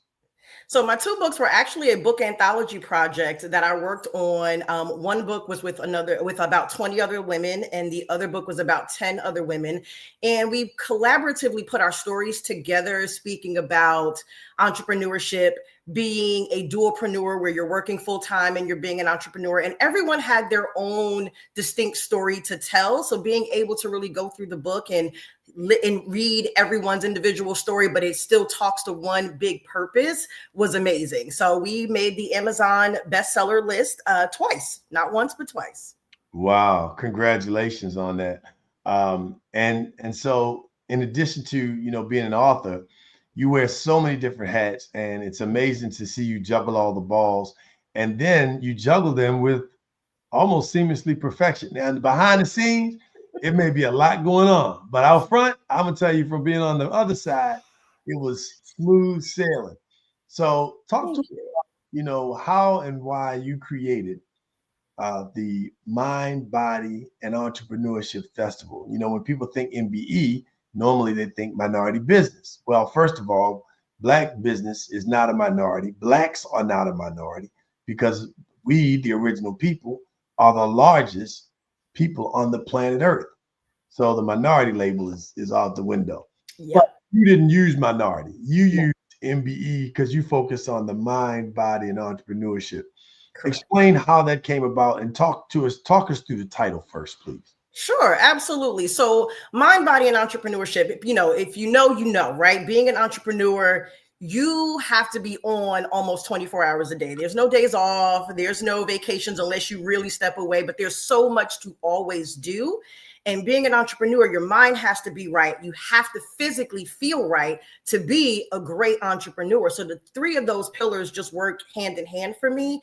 And, we wanted to build a conference, but I'm an out of the box thinker. So I wanted to build a conference that was like no other conference that anyone has ever seen. I've been to conferences where you're sitting down, you're listening to all these amazing speakers, but there's no real interaction. There's no real networking. And by the time you leave, you're a little tired. You know, you're tired because you've been sitting all day. I did not want that for the conference that I wanted to produce. I wanted to give someone an opportunity to go there, get energized, still get the good information from amazing speakers, but have fun while they're doing it. Be relaxed, be casual.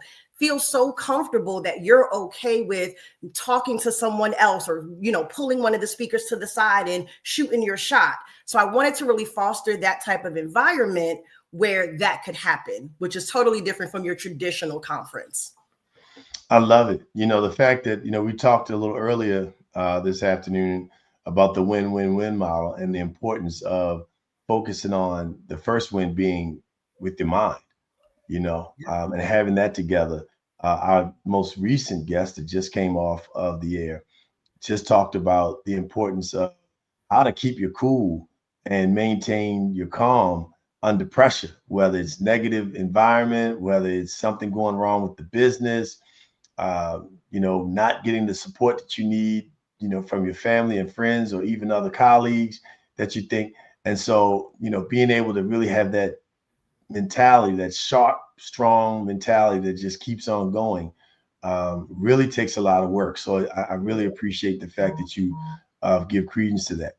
And then the body, you know, and being in shape, you got to be able to, I mean, you know, take yourself, for example. So, you know, your emails flow 12, 1, 2, 3, 4, right? But you are able to do it because you keep a certain state of mind and you do get in some time for yourself. You got a trip planned with one of your troops with Bali coming up, you know, so some level of relaxation.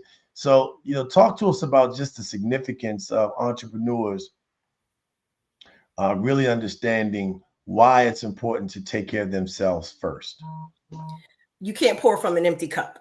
Right. And I know we've all heard that, but it's so true. You can't give what you don't yourself have. So if you're not mentally strong and mentally fit to maneuver through these entrepreneurial streets, you're going to fail. And you know what I mean? And it's going to be a rough failure. A lot of us can fail and get right back up and do something different or do it again in a different way.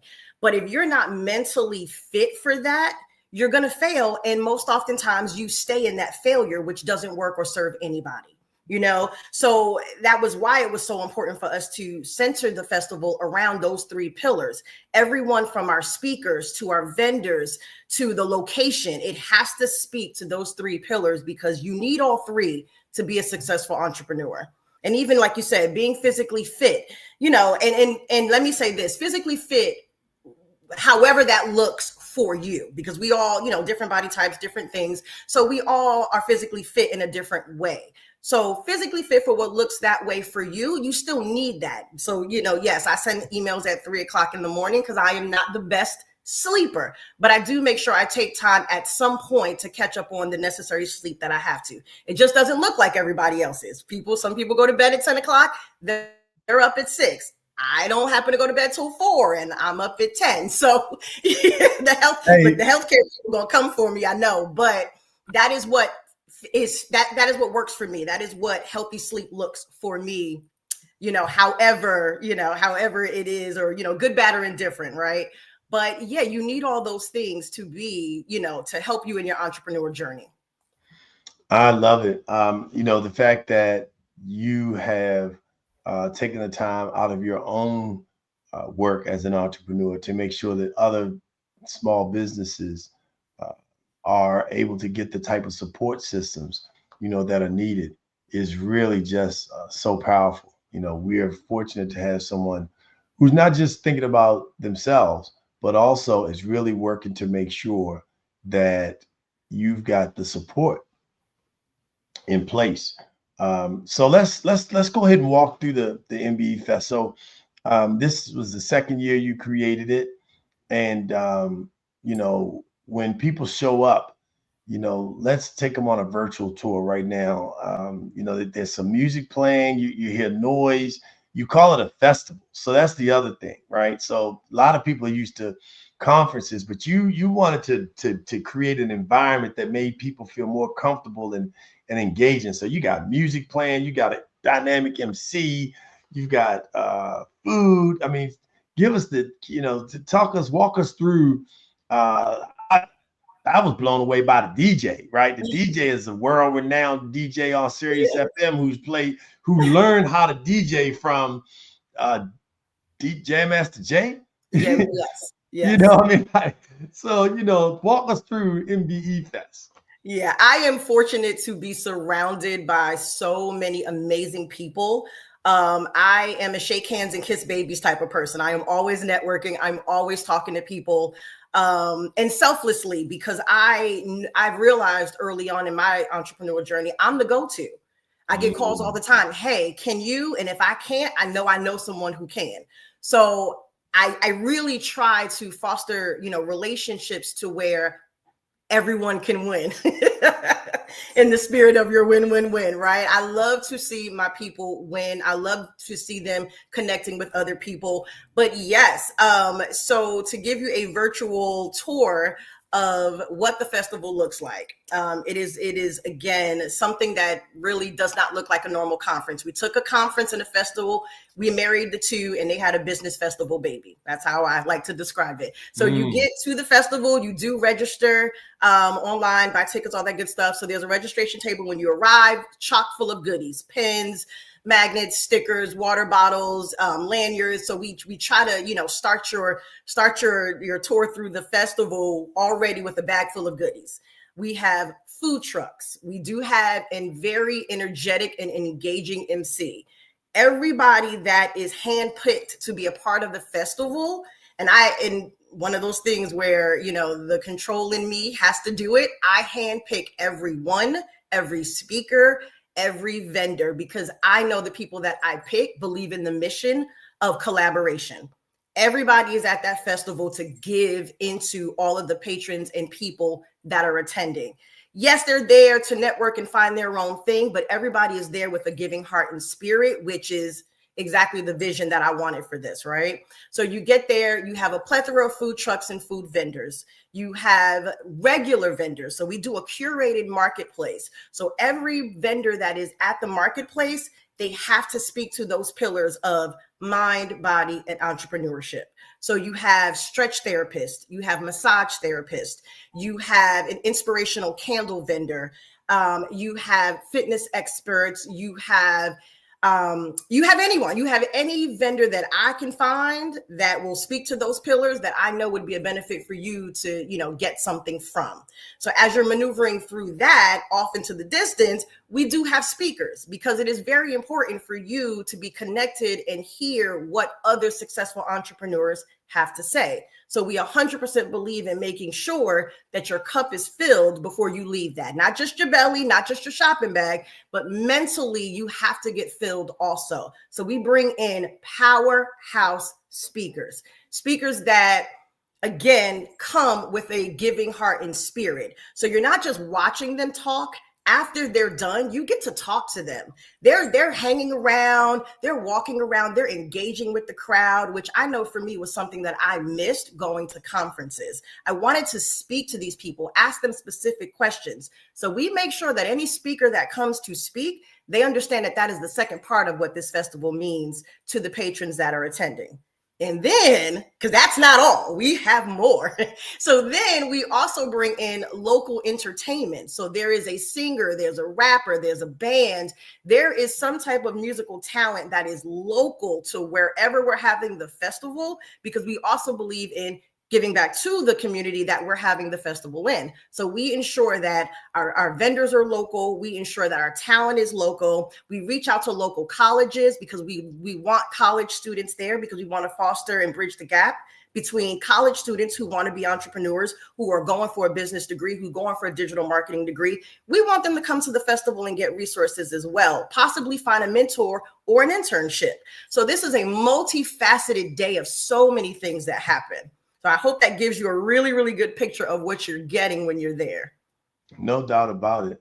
Thank you so much. I can feel some of the massaging that was taking place, the stretch therapy that was in place, the food, delicious food that was there.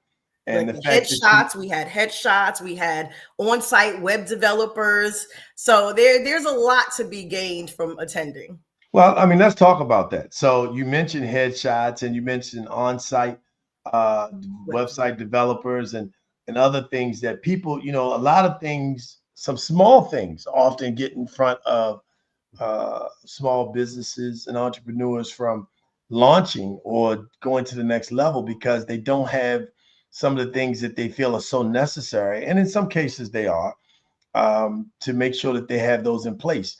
And you actually had people on site that were doing headshots. And so tell us about some of those services that are provided right there. So when you leave, you're coming to an event that, you know, has a minimal cost, but you're leaving with, you know, normally you go to a conference, it's easily $150, you know, $250, $500. You're coming to a festival with music, and you're leaving with information, you're leaving with resources and contacts, but you're also leaving with some tangible things you can walk away with. And so tell us some of those products and what you normally cost. I mean, what you normally fee is for your events. Sure, absolutely. So our tickets this year were $40, and we actually did a 2-for-1.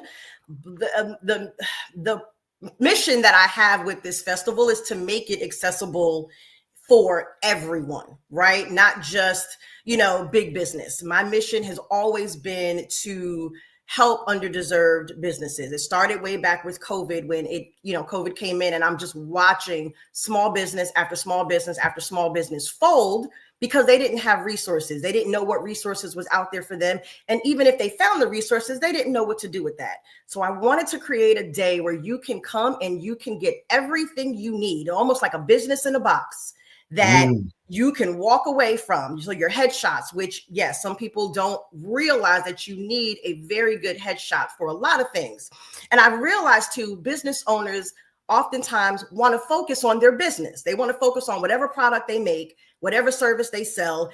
They really don't like focusing on the back office side of things. And that's where the other side of my business comes in, True Creative Consultant. We do everything from your annual state filings. We help you get your EIN. We build your websites for you. So we are a multifaceted, company that can help you with a lot of those things. But this day is a day where you can just show up and, like I said, leave with your headshots, leave with the foundation of a basic website, leave with internships and connections with people that you can talk to later that may have a product or service that you need.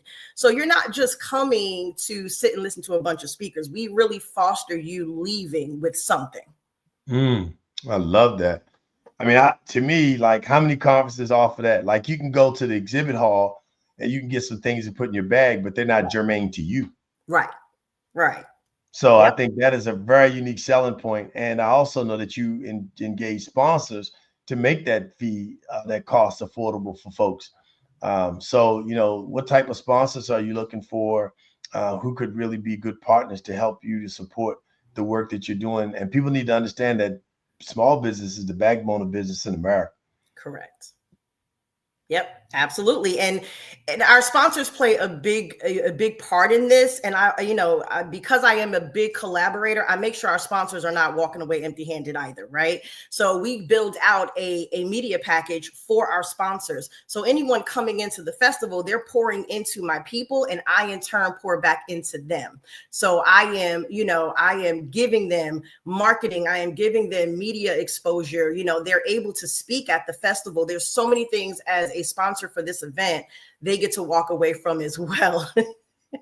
So wow. That is actually our host right there on the screen.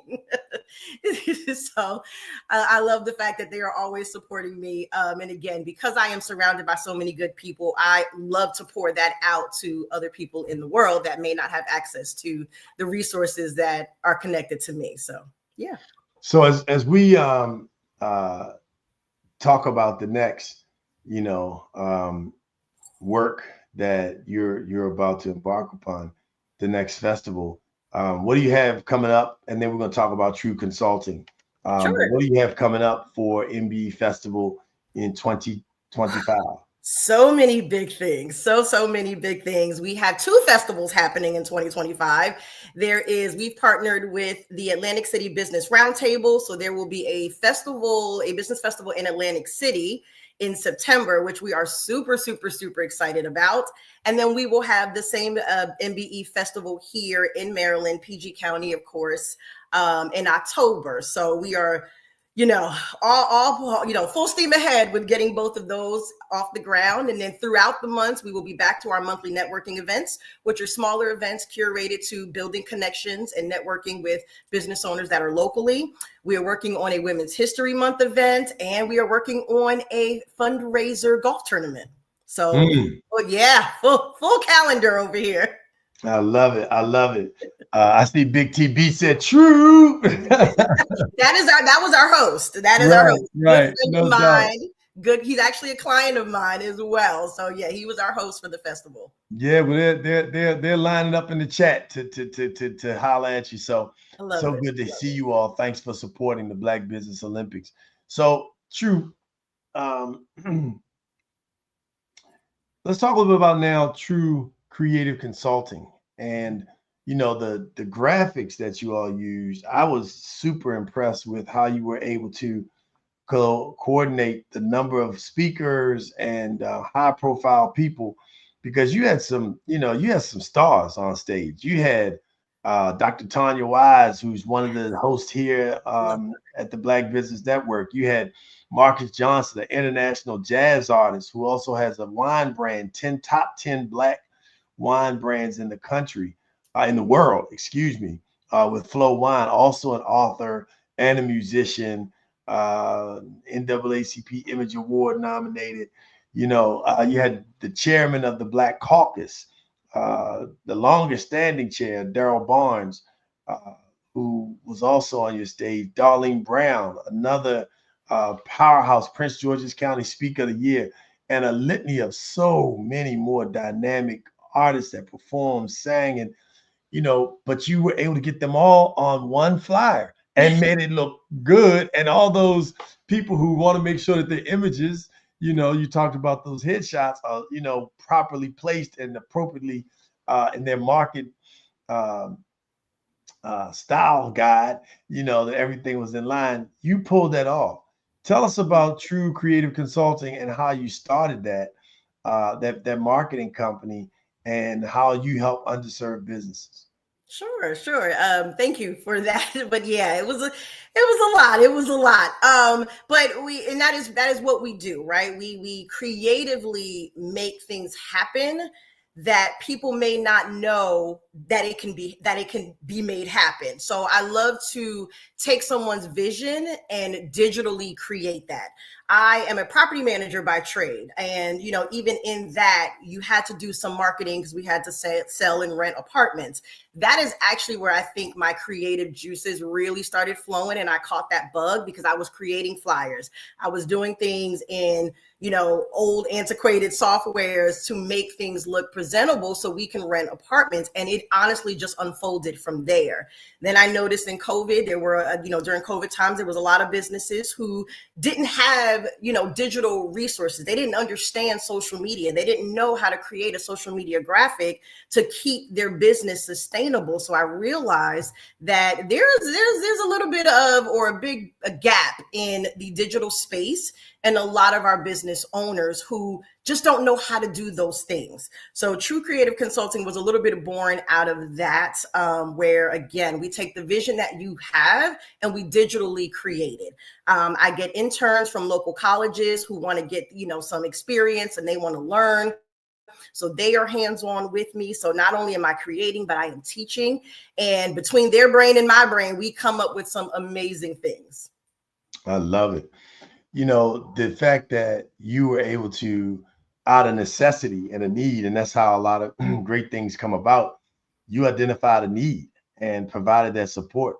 How do you approach the different marketing needs of businesses and clients? So what's your strategy in terms of assessing, their needs?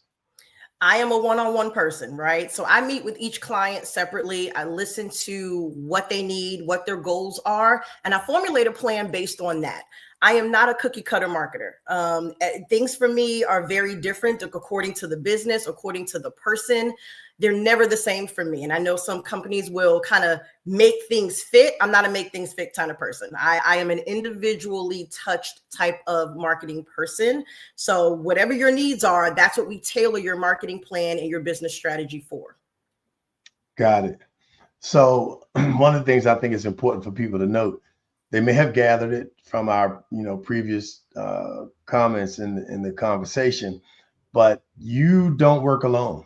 You have a team in True Creative Consulting. And so talk a little bit about the skill sets and some of the services that you're able to provide because of that team of talented individuals that you have working with you.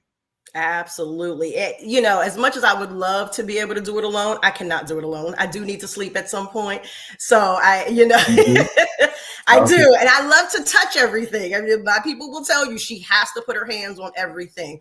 But I do know in order for me to be able to be great or to produce great things, I have got to allow myself that mental creative space to rest, to recharge, so I can think clear, So in that, yes, I've partnered with Prince George's Community College, and they give me interns to foster, their digital goals and their goals for them to be digital marketers as they go through their their journey. So that, and then my inner circle, they are some of the people that I call on to get me together, to help me talk something out, because I'm one brain, right? And although we have AI, which I've started utilizing a lot now, I'm still one brain. I still like to keep the human touch of things. So there are some times where I have to call on people who help me talk things out. And I think that's important for every entrepreneur, to have people that they can call on, they can lean on, they can run ideas by, you can bounce things off of other people. So that's the other reason why too, I'm such a big collaborator. I believe in building out, especially your business network, because you don't know everything. And something that someone else went through may have helped you. So I surround myself with great people like yourself. We talk business quite often. So yeah, I like to keep myself surrounded by great people.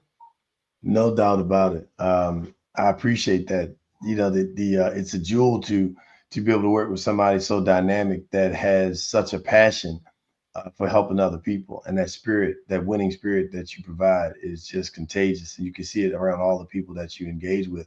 You talked about great moments, and why is it so important? And what's the role that content creation plays in the successful marketing campaign as you develop those things for your clients? Sure. So, as the world changes, so does how we do business. I love the fact that back in the day we had storefronts and you can go in and you knew the owner knew you and all the customers by name and all those good things. But that's unfortunately not the way of the world now. Like Party City is closing all of their doors. My first job, I worked at Party City back in, 19 blah, blah, blah, blah, blah. That was my first job. So now to be here and watch them close their doors, it's almost like, wow, we're really at a point where online marketing is just taking over. So it is super important that business owners understand and know how to pivot in that space. We have a lot of entrepreneurs that are older in age. They're not used to creating digital products. They're not used to creating digital images and making reels and short form video. That's not what they're used to. So for me, we needed to fill that gap. Because again, I watched too many small business owners close their doors because they didn't know what to do online. They didn't know what to do digitally. They didn't understand how to build a website that people could go and buy their products or, book their services on. So it was very important for me to try to save these small businesses from having to close and offer them, resources, offer them my service to help them stay, because small businesses, you're feeding families, you're sending kids to college, these business owners are doing a lot. They are living life with their small business income. So I want to make sure that small businesses have the resources that they need to continue to do that. Awesome. I think that, people will be very fortunate to be able to work with True Creative Consulting if you have the opportunity. Talk about how important marketing is and having a budget and a focus on marketing. And a lot of companies, nonprofits, for-profit, small businesses, don't understand the sacrifice and the need to really put a budget behind marketing. Express why that's important, please. Because people can't buy what they don't see. That's the long and short version of it. They can't buy what they don't see. They can't buy what they don't know even exists. So I know people think when they hear marketing, oh, I don't have money for it, but it is super important that you find and create the money for your marketing, because that is the only way you're going to sustain your business long term. Because of the way that the world is changing, you have to put money behind that. You have to be able to reach people who you don't know and who don't know you. Collaborations are great, and I definitely encourage that in the midst of a lot of other things. But at some point, there has to be a footprint, a digital footprint of what you sell, who you serve. You have to be able to talk to your audience digitally, because we're not out in the streets like we used to be. There's brick and mortars are becoming obsolete. So it is very important to be able to have a marketing budget so you can run ads, so you can have a nice website that people can go to and easily click through to buy and find what they need. Awesome. I think you hit it spot on. They don't know it. It's not there. Like, who are you? Who are your customers? What do you do? What's your track record? Those questions from the man in the chair, just so important that people they ask automatically. It's just top of mind, right? Yep. Mm-hmm. So they need somebody like you to really help that. What criteria do you use to ensure the content resonates with the audience? Finding out about my client and their business first. I do a lot of research to find out who they are, who they serve. And if they're not clear on who they serve, that is where we start. As an entrepreneur, you have to know who you serve. You have to know what your customer looks like, what they think, what their trends are. So if you don't know that, that is the first place we start. We figure that out before we do anything else. And then from there, we look at, and I test the market. We look at, okay, let's throw this post out there. Let's do this, and let's see where your people are focused and resonating. Even with the different social media platforms, you have, Facebook and Instagram, and you have TikTok, you have all of these different platforms, and what does well on one platform may not do well on another platform. So a lot of it is a lot of testing. We do a lot of going through and seeing what works, what doesn't work. And once we figure out where your audience is, we figure out what they're looking for and what language they speak. We build all your content around that, and that is what we push. Excellent. Tell me, we have about 5 or 6 more minutes, so we want to hit a few questions, kind of rapid fire, and then want to just make sure that people know how to contact with you, be in contact with you to be involved, sponsor, or participate as a speaker or vendor at your upcoming MBE festivals, and or folks who are interested in getting you to support them with their marketing needs through true creative consulting. So let's get to those questions. If someone's developing a media campaign, what are some of the first things that they should be considering when putting together that campaign to utilize media as a marketing source? Definitely budget helps. So there needs to be some funds put aside behind that media campaign. And back to what I was just saying, knowing who you're talking to. So to build out that campaign, you have to know who you're talking to, so you know what you're even developing. So those two things are very, very key, because if you're running ads, you don't want wasted ad money, and your ad is falling flat because you don't know how to create an ad that speaks to your person. So that is the foundation of a lot of things, is knowing who you're talking to and knowing who your audience is. Once you have, gotten that, it's easier to create what you need to create. You need to have good visuals that are very clear, that are very concise. You don't need a whole lot of stuff on your visuals. Clear, concise messaging to drive the point of what you're trying to sell or build or recruit for. Making things, these are bullet points. That's right. And making it easier for your customers. Don't give them a lot of things to click through. If you're selling a product, here's your ad, here's your click. Here, buy. That's it. Make it very simple for people to shop. A confused mind does nothing. So streamlining what you're having your customers do on the back end is also extremely helpful. Awesome. So thank you for that. So tell us about how people should prepare, what they should do and be prepared when they come to you. Like what would help you cut back on the time, energy, even money that you got to spend in hours. What are some of the things that people can start doing and pulling together in some of those initial meetings to get a sense of what it is that they're going to be marketing? So good, bad, or indifferent. I am a giver by nature. So even me telling folks what to give and be prepared for it to come to we still go through it, all of it. So even if you're not prepared, I get you prepared to have your first intake with me.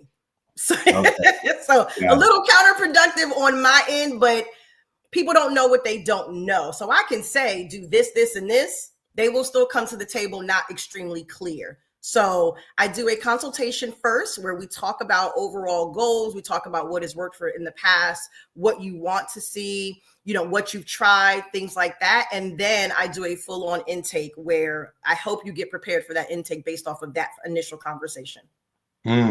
Wow. Yeah. Hey, you all listen, sign up quick, get your, you better get on board before the True Creative Consultant is booked up for 2025. Because you have already heard the dynamic talent and offerings that they bring. So the other piece, True, in terms of just marketing, how is it that you prepare people to present in person? Like what kind of prep do you have to get them ready for interviews, to get them on interviews, just to kind of prepare everybody?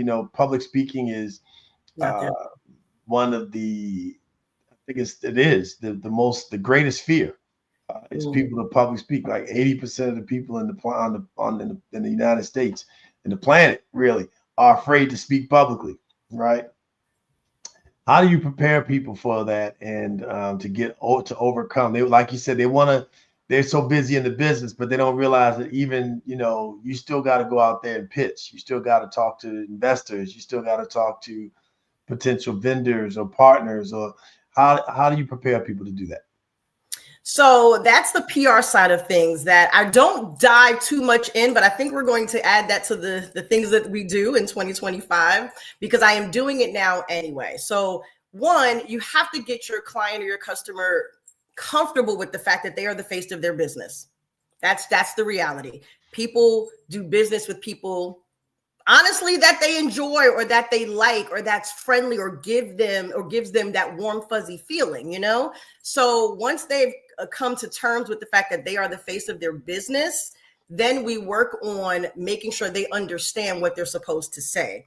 I've noticed that a lot of business owners, when they do have to talk to people and when they do have to, speak in front of an audience, they're nervous because they're not comfortable in their messaging. They don't know what they want to say. They don't know how to describe their business. They don't know how to talk about it. So we work on those things. I give them a very clear, concise, either pitch or, short speech that they practice, that they will do in front of me. They will do it in front of their family until they are comfortable with it. But once they really get comfortable with what do I say, you'll find that a lot of your nervousness goes away because you know what you're about to talk about.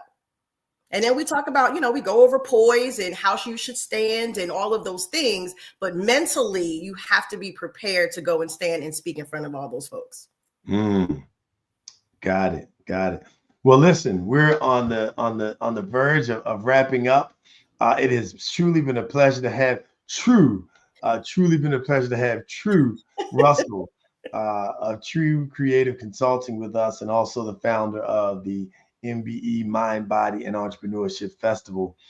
True, would you please share with us how people can reach you and contact you, and just leave them with whatever you shared a bunch. I don't know what else you could possibly share, but if you wanted to leave one key marketing nugget for people to get ready for, what would that be?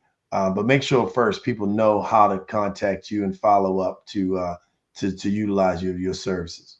Sure, absolutely. So I can be found on Instagram, true_creative_consulting. as well as Power Players Media and as well as MBE Fest. The websites are the same as well, mbefest.com, powerplayersmedia.com, and you'll be able to find us and contact us there on all of Instagram under those names. And one marketing nugget that I could leave you guys with is, I'll say it again, people can't buy what they don't see. So if you do not have a digital footprint for your product or your service, now is the time to start creating that. If you need assistance with creating that, reach out to me. I will be happy to help. But that is super important in the way that the world is changing and moving. So I hope that was helpful. It was. But I want to know one more thing. Yes. I told you this lady was dynamic. Tell us about your TV show. And, you know, I heard you slide in Power Players Media, right? Yes. And when she's Power Players, we already talked about some of the folks. She's Atlantic City. She's rolling that out next year. Tell us about, you know, Power Players Media, and tell us about, you know, your podcast and your talk show that you're doing. Yeah. So Power Players Media, that is the media side of what we do. We produce visual live podcasts. So, you know, instead of just hearing a podcast, you can actually watch the speakers on each individual show. We have a men's show that airs on Sundays. Two guys just talking about all things positive Black men, what's happening in the world with Black men. So their show is really, really dynamic, and I love their show. I have my own show. It is myself and a gentleman co-host, and we talk about generational differences between men and women, the age gap, of course, and then, you know, relationships, world news, entertainment. So that is more of a free flowing show, very, very colorful. Okay. And then we have some new shows that are coming to the network. I have a all women's sports show that will be launching in 25, where we who's will the host of that, you know? The host of that? I don't know the host yet. There's two ladies that are in talks to do that. So we'll see. We'll see. We might have some ideas for you with regard to that. we are looking for shows. If you have a voice and you have an idea and you really want to, you know, formulate that and have it put out to the world, the great thing about us is you literally show up and sit down and talk. We have the studio, the cameras, the mics, the lighting. You don't have to do anything. Just come, sit, and talk. We take care of everything for you. We build out your digital flyers to promote your show. We can even do the editing on the back end, so you have clips to promote on your social channels as well. Wow. So again, we hit one-stop shop. So many things. Yes. Well, listen, now, do they pay? Do you pay them, or do you all work together to get sponsorships? How do you fund the energy? So there is a fee, you know, cost of doing business. There is a fee for you to have your show on our network. And in that, I mean, it's nominal. If you know me, you know, I'm not here to bang anyone over the head. So I try to work with folks. But you're in business. But I'm in business, and I have people to pay, and I have bills. Look, I have people to pay, I have bills to pay, and we got to pay for the studio and the equipment. So there is a fee to host your show on our network, but we help you make your show successful. Right. And I want to say it like this. There is a fee, but it's a great fee because the business that you're going to generate by being a part of this network, just like you're being a part of the Black Business Network, is what it's all about. That's what the Black Business Network is about. We're creating an ecosystem to make sure that other Black businesses thrive. So when we need a support, we can promote on your channel. You can promote on ours. It's an ecosystem. So be happy to pay. Right? You know, right now we take care of our people. Yeah, we take care of our people. So sales is service, and service is sales. Listen, it's been truly a pleasure to have you, True Russell, on the Black Business Network, Black Business Olympics. We trust. Can you guarantee and promise that you'll come back and be with us and share as you have updates on all the work that you're doing, all the different aspects of True? We could turn you around like a Rubik's Cube, right? Absolutely. I would love to be back. Yes. Awesome. And thank you so much for all the True Russell MBE Fest fans that were in the chat. Y'all were on fire today. So make sure you pump it up and share this network. We're going to be, seeing you again. And remember, this is Darius A. Stanton with True Russell, and the MBE Fest coming up will be none other than Dr. Eric Elston. And remember, genius is common, and we'll see you on the other side.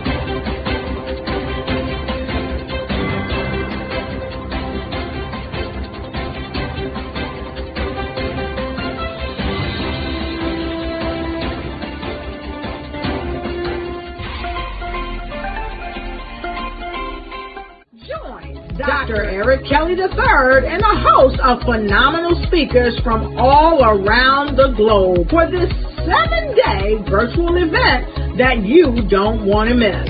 The mission of the Black Business Expo is to raise scholarship money from kids all the way from high school, all the way from college. The Black Business Olympics is one of the largest Black business showcases in the world. It is an opportunity for businesses and companies to showcase their businesses globally. We are going to be giving away laptops up to $5,000 away to students.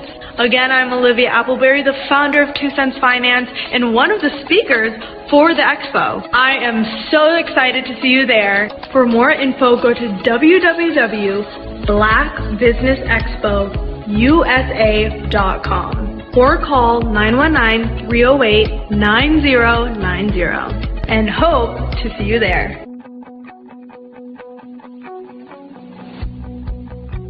I am Black Business. From the moment I wake until the time I sleep. Yes, I am Black Business. I am Black Business. Tell me, are you Black Business? I am Black Business.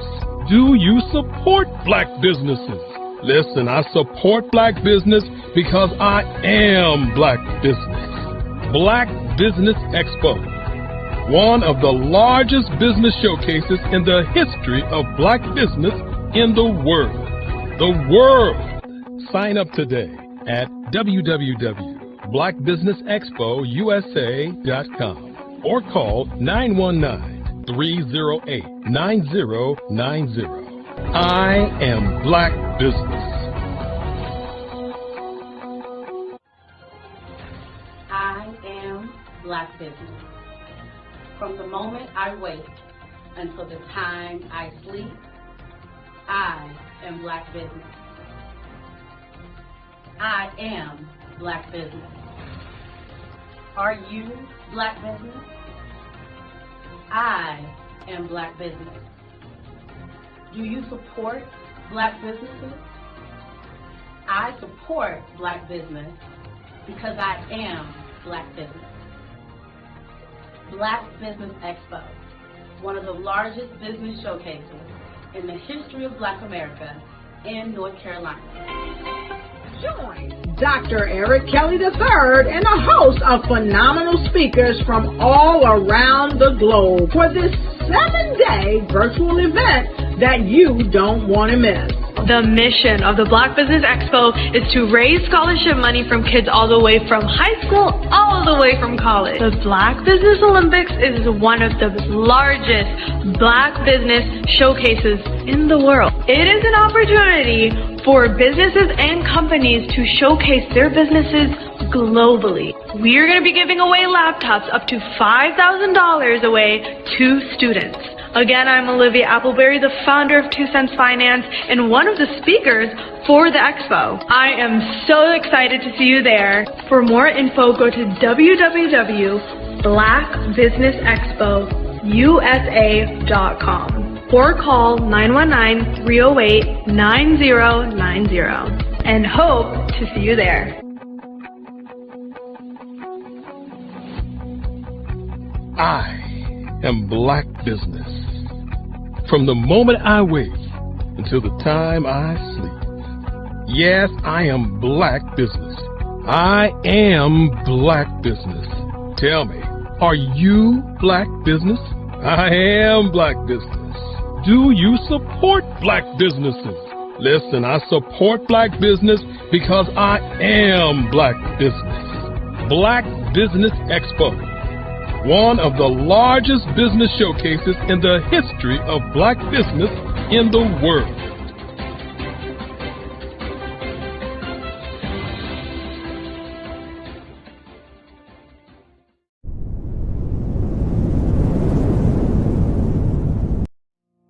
Did you know that approximately 333.34 million businesses exist today, according to a report from 2021? And you may be one of those businesses, or maybe you're not in the business market yet, but you're aspiring to be a business owner. Well, guess what? You're in the right place at the right time. Because let's face it, everything is about timing and opportunity. Hi, my name is Dr. Lotus Richey, and I'm the CEO and founder of the Lotus Richey Coaching and Consulting LLC, along with the Lotus Richey Ignite Show. 15 minutes of success with Dr. Lotus Richey, as well as books to boom your business and bring who you are. And today, I want to bring this amazing message to you about the Black Business Network and the Black Business Olympics.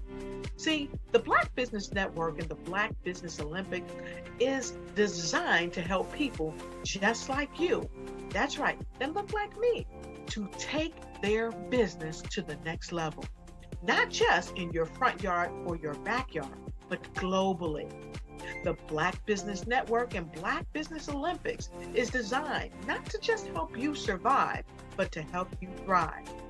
So join us today as we come together with businesses all around the world to support our students, our children, our young teens, our young entrepreneurs. What we do is we come together to help raise funds for students who are aspiring to be business entrepreneurs, who are aspiring and who are thriving in college. We endow them with a wonderful opportunity to gain scholarship of either a laptop or several thousands of dollars. And we invite you to help be a contributor to this amazing opportunity to help someone that looks just like you. So join us today at our website and let us connect with you and help you ignite and take flight in every area of your life on the Black Business Network and the Black Business Olympics. I'll see you on the other side.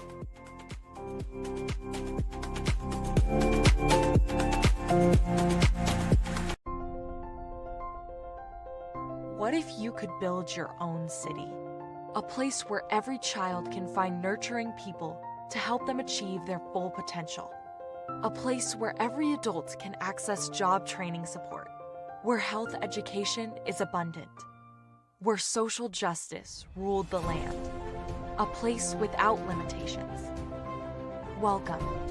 You have arrived at STEM City USA. It is what every city should be. A safe and trusted community where you find people and resources to help you become everything you are and beyond. STEM City is unlike anything you have ever experienced. It is a digital twin of the world around you, only better. STEM City is about energy and soul renewal. It is more than a digital world. You can almost feel the power of live cultural events, music, and theater. STEM City promises a better future for children with caring mentors and hands-on activities with dedicated tutors to support our youth. STEM City is your passport to a healthy lifestyle with weekly events addressing our community's many issues. STEM City is your financial well-being with helpful information on wealth management, career advancement, job training, and so much more. STEM City is the community you deserve. It is the city where your dreams can come true. STEM City USA, a place in the sky that is accessible to all who reach for the stars.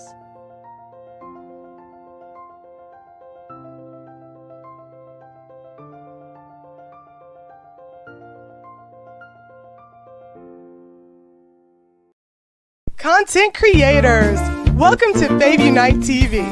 Hey, are you struggling with having your content stand out from the crowd? Or is it that you're overshadowed by others who have more resources, followers, and influence? The good news is wherever we are, you are too. We help you grow your online presence and optimize your visibility, which gets you closer to your audience so you can build trust and loyalty. By using the power of our network, we help you build yours. Fave Unite is a powerful tool to connect you with your friends, followers, and fans. And when fans rule, everyone wins. Join us. FAVE stands for Fans, Artists, and Venues. Submit your content today.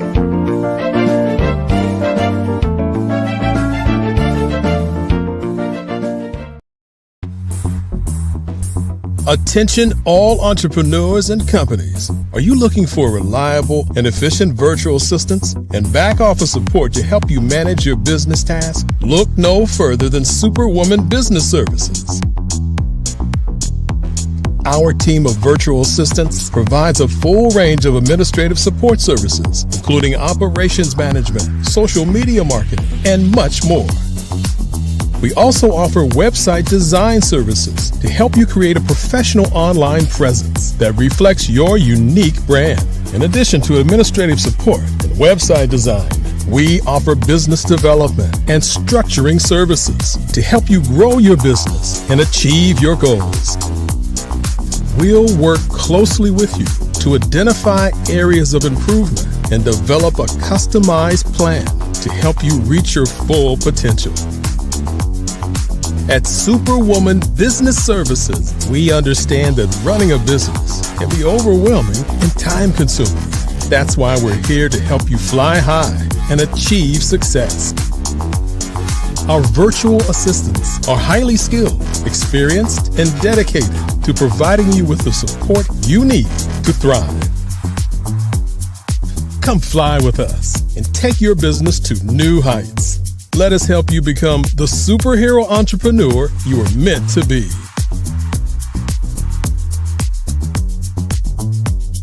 Contact Superwoman Business Services today to learn more about our back office support services.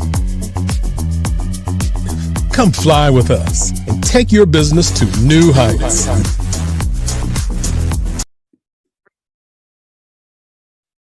Hello, I'm Dr. Madeline Ann Lewis, President and CEO of the Executive Women's Success Institute. And my genius is helping women accelerate the path to success. You know, I was blessed to have strong women in my life who encouraged, motivated, and pushed me to do my best and to never even think about giving up on my dreams. So I say to women, we must show up to rise up. We have talents and potential, but who will see them if we don't speak up and get noticed? I know that women are a tremendous resource on this planet, and there is nothing more fulfilling than helping a woman tap into her full potential. I do this because I want to be a part of helping as many women as I can to show up, to rise up. I do this because genius is common. Did you know women represent just 3% of Fortune 500 CEOs and less than 15% of corporate executives at top companies worldwide? Have you wondered what the secrets are to getting into the top ranks, whether in the private or public sector? Do you want to figure out how to stop being held back in your career or passed over for promotion? Then you're in the right place. Hi, I'm Dr. Madeline Ann Lewis, President and CEO of the Executive Women's Success Institute. I have decades of experience in the military, the federal government, and corporate America. And my mission is to help women succeed and tap into their full potential. I want to reach 1 million+ women around the world to become the leaders they are meant to be. So if you want to move into a management or executive level position, or maybe you are a female veteran transitioning out of the military into business entrepreneurship, then reach out to the Executive Women's Success Institute at 301-693-3284. Let us get you on the fast track to success.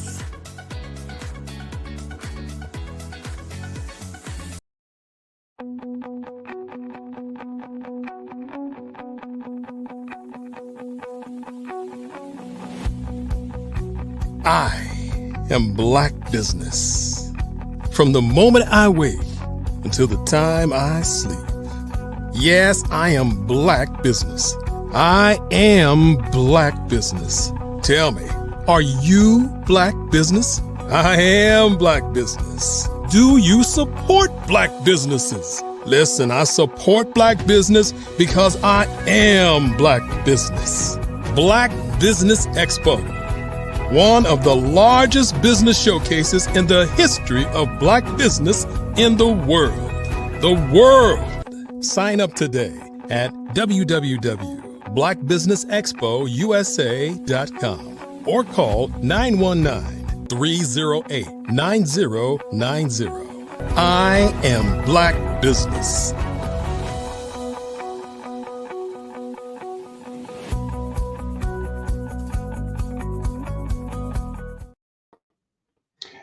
Good day, business owners, entrepreneurs, thought leaders, and corporations. Welcome to the Black Business Network. We are so excited to have you here. My name is Darius A. Stanton. I am your business moderator for this evening on the Black Business Network. The Black Business Network is a 24-hour business network showcasing business leaders, business owners, entrepreneurs, and thought leaders worldwide. We have speakers from North Carolina, London, Singapore, Africa, Japan, and cities all over the United States. The Black Business Network is a global community sharing its business knowledge to empower, inspire, and educate businesses about Black business. And today, we are very fortunate to have for our fireside chat guest, Dr. Eric Elston, a dedicated servant leader who has devoted his life to innovating, inspiring, and motivating youth and young adults, both locally and nationally. He thrives on challenging and assisting others in making the human impossible possible. With over 25 years of experience as an educational and mental health support practitioner, facilitator, and thought leader, Dr. Elston also has several outstanding community awards and recognitions to his credit. The prestigious CFS 40 over 40.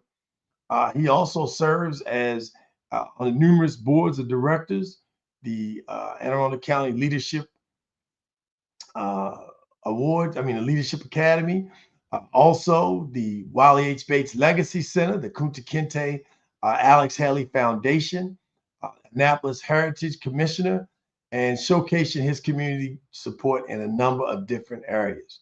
In addition, he's also an avid sports fan and serves as an advisor to former NBA players Johnny O'Bryant of the Charlotte Hornets and Clee Anthony Early of the New York Knicks, currently working on 2 impactful documentaries that explore complex issues of race, culture, education in America, and highlighting his passion for social justice.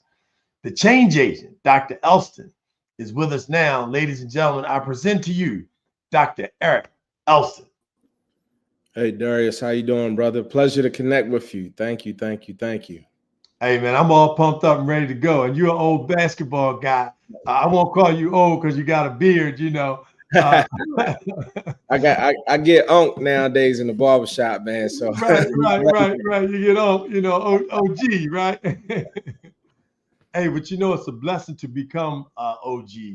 And, I'm really just excited to have you on the Black Business Network. The Black Business Network truly embodies what you're all about. We just happened to be at an event yesterday with 12 powerful business owners, or 14 maybe, in the cannabis industry, in infrastructure, construction, in the culinary arts and restaurant business, just a number of Black businesses that came together, and even politicians that were really about the ecosystem. And that's what the Black Business Network is. And that's what you've been about, So really excited about having you here. Thanks so much for joining us. And we trust that as your projects that we're going to talk about continue to grow and expand, that you'd be willing to come back and share those things with us as you grow. I definitely would. Thank you for having me. I appreciate being here. So, no doubt. Well, let's get into it. So first of all, your title says Dr. Eric Elston, what makes you the father and business owner you are? Man, my mom and dad were very, crucial and vital to my success. They poured into me, and family is everything. And so, again, my motivation and inspiration is to, make them proud and support the success and the sacrifice they, open the doors for me. Mhm. So that's where I'm a father first. I really stand strong on being accountable for teaching my children, teach my children to have the skills to be prepared for the future. Creating community classrooms where they could see, learn, and be able to contextualize and have the conflict resolution skills to succeed, but at the same time sharing that wisdom with their circles of influence. So Awesome. So, you were already had already reached a certain level of success. You created a program at Annapolis High School in Anne Arundel County that became a model program, their flagship program that they're still using today in change management, change leadership. What made you go out and actually, get your doctorate degree? What was the inspiration behind it? Man, I struggled, in undergrad. I transferred schools. I played at Maryland Eastern Shore for a couple of years and transferred to Bowie State. And a lot of my friends joked and called me Ice Cube because I was in in undergrad for a long time. And I said, I'm a smart guy. I just played basketball and, wanted to jump to another school.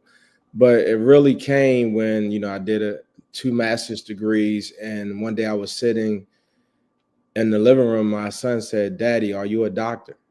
And, I said, "No, Daddy's not a doctor." And, he went on to play. And then he asked me why, right? And so that resonated with me, or, I believe that was the universe using him as a conduit to speak to me. And, I just jumped into it. And so the program that you spoke about, the change in engineering program at Annapolis High School, where we taught children how to identify, analyze, plan, and implement change within self or the community in the world. I used that research there to jump into a doctorate program and created an evidence platform where 99% of the 200 students that went through that program were accepted to a postgraduate or trade school.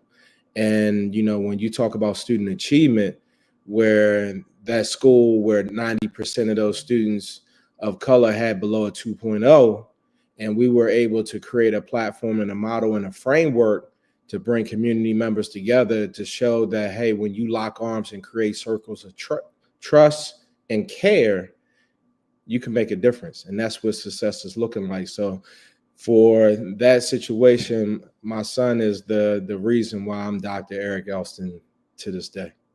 Wow. I love that. My son, I call him my father, my grandfather, my oldest son, we call him the grandfather of the group, said to me a few years ago, "Dad, it's time for you to go to the next level." So it's good that our children have that belief in us, and expect us to do well and motivate. I call it the joy of carrying the weight. And that's fatherhood. It's a great deal of weight, but it definitely makes you stronger. So, let's now talk about, it's a lot of aspects to Dr. Eric Elston. So we probably would need a whole series to cover your work. And I say that in all seriousness because you're in media, because you're in education, and now you've jumped with both feet into mental health and having an impact on that. Talk about mental health ventures and how you're making waves in that space. It's interesting. 10 years ago, I partnered with a brother named Darnell Parker from Virginia, and we created Concerned Adults Teaching Children Hope here in Anne Arundel County in Maryland. And, recently we expanded into the Department of Corrections and creating a program called the Second Story. It's an evidence-based fathers program where we're going into Ordnance Road and we're teaching fathers, self-awareness, conflict resolution, relationship building, how to advocate for your father's rights, just different things there. And, that has been expanding and growing to the point where we had created another platform in partnership with Sean McBride, a licensed clinical professional counselor, where we had 350 families on a virtual platform where once a week we have, 1 hour a week, we have 4 different sessions, and men's groups, women's groups, boyfriend, girlfriend, husband and wife, because these things are essential to our success within the household, our success in the work environment, and our success within the community. So I'm seeing how vital mental health is, and we all have our own, journeys. We all have our own complexities and we need to be, knowledgeable and self-aware, right? So those, well, congratulations for doing that, because it's so critical that we focus on our returning citizens that often are not, they haven't been habilitated, let alone to be rehabilitated. And then to be able to provide something that is going to help them to not only re-enter into the community, but first and foremost, how do you re-enter into that home? With the absence or the behavior that you presented before you were incarcerated.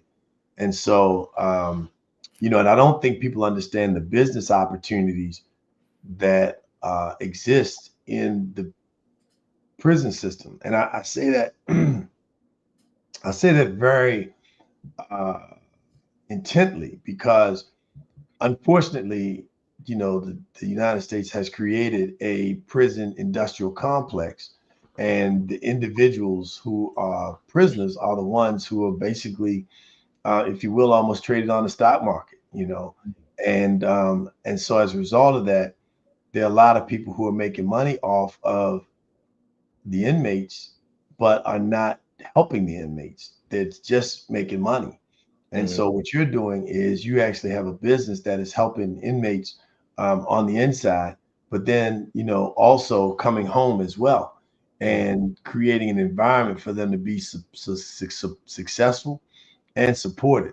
Can you go ahead? No, I'm sorry. And just to expand on that, we're all human. Whether you got a traffic ticket, whether you got arrested, or you spend time, weekends, or whatever the case may be, that doesn't define who you are. That's just an experience that you went through. And so again, I'm very big about creating ecosystems, ecosystems of support, where I have one young man that came through our father's program at Ordnance Road. He's 19 years old, not a father, but he's a patriarch in his family. The younger cousins look up to him, but he was facing 19 years, and he was able to be released. But the complexities at the halfway house almost had sent him back to do 19 years of jail time. So we advocated, supported for him, put him in different services and programs. Now we're pushing for that to be a success story, where that young man can transition out of the programs and the resources we provided for him, where he's a quality, construction management influencer, where he's able to create resources within his community and family. And now you have somebody that if you need a deck done, you need flooring, you need just certain things completed, it's there, right? So ultimately, filling those gaps within our community is very important and vital for our success. So what prompted you to shift your focus, as you were, very tied to education, to go into the mental health space, and then as you got into mental health space, why you saw the need to then go back and support young people with their mental health needs? Man, to be honest, Darius, I've been an educator for 25 years, man, and to see some of the young men that come through your classroom that you care about, you see so much potential, and you read the news and there's catastrophes happen. Or, you know, you have a young man where he enters the high school classroom, and then you see him in the community or see him getting locked up, right? These things play on your heartstrings, man. And you start to see how, you know, I'm almost 3 or 4 generations in as an educator, so I'm seeing family dynamics and traditions and things being passed down of hurt and pain. So I jumped in and said, how can we change this culture? You know, how can I support others where I wish at times in my life when I had some hurdles or pitfalls where I needed certain support, right? And so that's where, you know, it is now where, hey, I go and speak at a graduation for our Inside Fathers program. And one of the young men I spoke and said, hey, I work do therapeutic leadership at an area alternative school. And he said, hey, man, I went to that school. I want to share a video or a message back to those kids to let them know, hey, this is not where they want to be. And so when you're seeing a system from every aspect of, you know, working with the children in the school, you know, seeing the family struggling for opportunities with workforce and job situations, and then you're seeing them incarcerated as well, it's just like, this is not right. We got to do something and empower and support.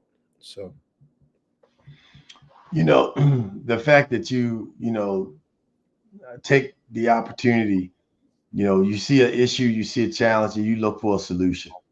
You know, that I think is so critical. Tell us about the model that you created in terms of change leadership, and why, you know, why that's so important, and the key tenets to it. Because what we really want to see happen as a result, you know, you mentioned ecosystem. The Black Business Network is an ecosystem, and they're Black businesses, their managers, their thought leaders that are out there that really need, you know, some of the work and some of the products and services that you provide. So I want to make sure that people really understand the depth of who you are as Dr. Elston. But talk about, you know, the creation of that model. You know, we brought some businesses together, and we had a community conversation to say, hey, what can we do to change or support the students in the Annapolis, Anne Arundel County community? And a lot of things was, hey, you know, we need exposure for our students. We need field trips. We need coaching / mentoring programs. Just a lot of different things that the business partners need. But the most essential piece of success to that program, I sat down and interviewed the students. Hey, what do you need? How can I help? How can I support? You know, do you need food in the morning? Do you need transportation? You know, and a lot of times as we get older, we forget to ask or meet the next generation where they are. Mm-hmm. And that's essential for communication, because I didn't realize, and I'm gonna shift just a little bit, until I became a father, I didn't realize that, hey, I can't just talk at someone. I got to be in tune with someone to help them get to where they need to be. Because there's no cookie cutter approach. What works for Darius Stanton may not work for Dr. Eric Elston. Mm-hmm. And so what Darius Stanton may have that Dr. Elston may not have, you know, it doesn't mean that I'm ineffective. It just means that, hey, look, the more time I spend with Darius, hey, the more opportunities I may get as far as learning from him. So that social learning piece comes in, where you have students being a part of something, where on their bad days, you're encouraging them, picking them up and saying, hey, I believe in you. And on their good days, you're there for them, cheerleading and celebrating them. And it's okay to say, hey, young man, I love you. You're going to be successful. So each day in that program, these students heard that, hey, you're smart and intelligent. You're going to be successful. And how often do we hear that? You know, and I challenge you today, Darius, did you hear that you're smart and intelligent? Did you hear that you're going to be successful? So if we're not hearing that daily as adults, how do we expect, and our children and our students are not hearing that, how do we expect them to be successful? Yeah, you know, it's funny you say that. To your point, we created a model in the Win3 leadership system where we train our participants and clients on how to talk to yourself, how to record yourself, and record yourself saying those very things, the positive, productive, successful moments and gifts and talents that you possess and the things that you're accomplishing and going to accomplish, so that you hear, that's what you hear in your head and not those other nays. And there was a teacher, former educator in Anne Arundel County named Miss Virginia Hayes, who every day when I was a little boy, 2, 3, 4 years old, she used to read to me, lived across the street from my grandmother where I grew up, and said to me every day, Darius, you're such a smart young man. You're going to be so bright. You're going to do so many wonderful things. All these beautiful attributes and adjectives that she used to describe who I was. And Yes. those are the kind of messages, to your point, that I heard every single day. So when other people, I never forget being in the juvenile facility. We started a boys club in the juvenile detention center in Baltimore City, and what they call baby booking on the wire. And we were at a visitation session. We used to go, meet the families and whatnot from the brothers from the club. And we would go into the visitation. And one day we went in, and the young, hey brothers, we want y'all to meet my mom. And he said, hey mom, I want you to meet these brothers. They get me, together. I'm doing well in school now. I'm not getting in trouble in here. And when I get out, I'm gonna get a job, and they're gonna help me. She said, job. What the blank, blank, blank, blank, blank, blank, blank, beep, beep, beep, beep, beep. You mean you gonna get a job? You better not get no job. If you get a job, you ain't got no home. And at that moment, the person that he loved and cared and cherished for the most just ripped his heart out. And he couldn't show the emotion, which was another whole painful thing, because he was locked up. So he couldn't be in there crying, because they don't know what he crying for. They see that as a weakness. So when he get back on the unit, then he got to deal with that. So he had to hold all of that in. But the worst part, and people wonder why our young people are out here committing the crimes that they're committing, or violence, or the acts that they're doing in the street, because they don't have any idea of what they're dealing with and what they're subjected to in the home by the people that they love and care about the most. And so, to your point, it's so important that we do that.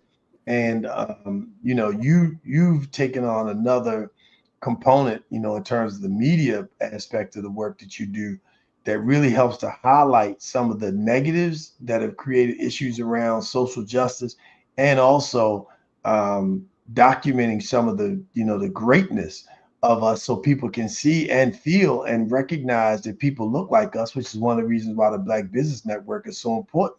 So tell us about the oral history project you've launched, and the community, the things that you have really documented that are crucial experiences and insights for people to be able to see, grow, and learn from. So one of the projects that I'm very proud of is we actually did a documentary, myself and former NBA player Johnny O'Brien, of his high school in Cleveland, Mississippi. That high school was just desegregated 6 years ago. Say that again? Their high school was just desegregated 6 years ago in Cleveland, Mississippi. And so it was a national federal case. And to get down there in the Delta of Mississippi, to have an opportunity to interview and hear the stories and just understand the complexities in the United States as far as education, understand the strategies that school districts use to keep schools segregated. And it's just eye-opening. You can camouflage segregated schools through advanced placement, through magnet programs. There's a lot of ways and strategies there. But again, this opened my eyes of this community on a national level. And I thought about, after completing that documentary and doing some screenings at different universities, and even being a keynote speaker and screening for the Southern Poverty Law Center for their Learning for Justice Institute, I said, hey, look, how can I make a change back home? And so through that motivation, and being on the Wiley H. Bates Legacy Center board, we created an oral history of some of the graduates of the last Black high school in Anne Arundel County. And to learn and hear some of those stories from George Trotter and his journey to see Martin Luther King speak, and to various sit-ins and protests in Annapolis where dogs and the fire department spray hoses on folks we see to this day. And to hear those stories, man, it was very impacting. So it was just something in me where I wanted to say, hey, community in the town that I'm from, we all need to tell our stories, from grandma's gumbo recipe to the cornbread recipe, because, you know, losing my grandmother 2 years ago and not having the opportunity to sit down and, you know, record those stories and have her. And to segue back into your point, Tony, and one of those interviews, Miss Eliza May told me about my grandmother, and I didn't know they were best friends. And for her to tell me that my grandmother was a point guard, my grandmother could shoot jump shots, my grandmother was amazing. And, you know, it wasn't hot in there that day, but my eyes started sweating. And I said, to me, I was just like, man, my children need to know these stories. Everybody's children need to know these stories. And it's us as being the in-between to be the guardians or the custodians of our history and our legacy within our families, whether it's the Stanton family, the Elston family, the Harris family, the Mason family. We have to be diligent about capturing those moments, because once those things are gone, you know, they're gone. You know, I want to make sure that my daughter can make, and my son can make grandma's sweet potato pie. You know, I want to make sure my daughter and son understand how to do business and how to do contracts like their grandfather, Ernie Elston. You know, so again, all of this comes down with, if we talk about business and entrepreneurship, we need to tell the stories that, hey, look, I didn't know my great grandfather had a cab business in Pittsburgh and he was influential and did things, until I started digging and asking my dad questions. And so we're talking about business, and Darius, I hear you talk about your grandfather, you know, and how that inspired you. But every young man and child should have that story and that opportunity to share that wisdom. So, you know, speaking on that note, you know, I'm going to tie two components. Well, you also, before I go to drop off the oral history projects, you mind sharing with us some of the media projects that you've done with some of the local celebrities, or I guess local, maybe it may be a short-sighted word. I mean, I've been big on, you know, empowering the next generation, you know, all through my life. It was just something I always wish somebody did for me, and it started to come full circle when I had expanding on different relationships. So whether it's Common Cell Brown, you know, who is a local artist and doing amazing things.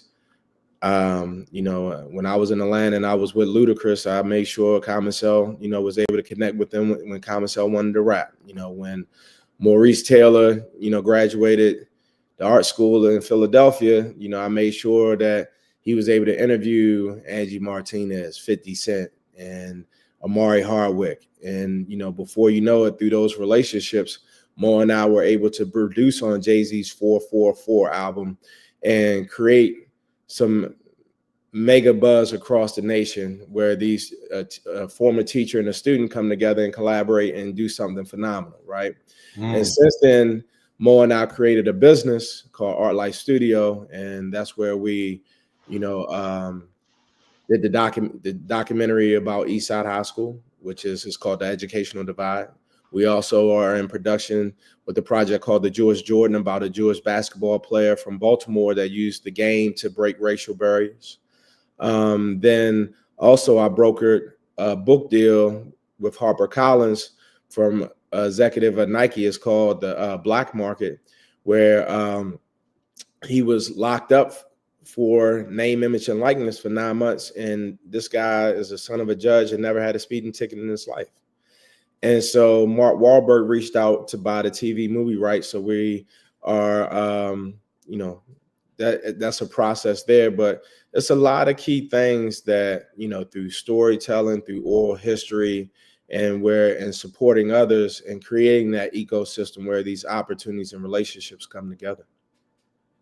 Wow. I mean, just the fact that you were able to pull and be touched into these various spaces, and bring all of that expertise into, what now is really critical, because the foundation we talked about, the joy of carrying the weight in fatherhood, and you mentioned, and you talked about your grandparents, and definitely my grandfather was the one who, really, he was my speaking coach. Coming home from church, look directly at people, don't chew gum while you're talking. Make sure you keep your hands on the podium, as I use my hands right now. But he really was real focused in educating me on how to speak publicly. And then I, went on to be trained, professionally in that space. But you've also have taken all of these different experiences and have now worked to create a fatherhood program. And oddly enough, another synergy for you and I was part of the first pilot that created what came out of public-private ventures in Philadelphia, which is the young fatherhood curriculum that was used. I think at our site, it was Anne Arundel, but it was, social services with the late, great Kirby McKinney from Annapolis, Maryland. Both Dr. Elson and I happen to be from the city of Annapolis, but the power in that, though, was, training fathers. And I wasn't even a father at the time when I started doing the training, but it was immensely important for me.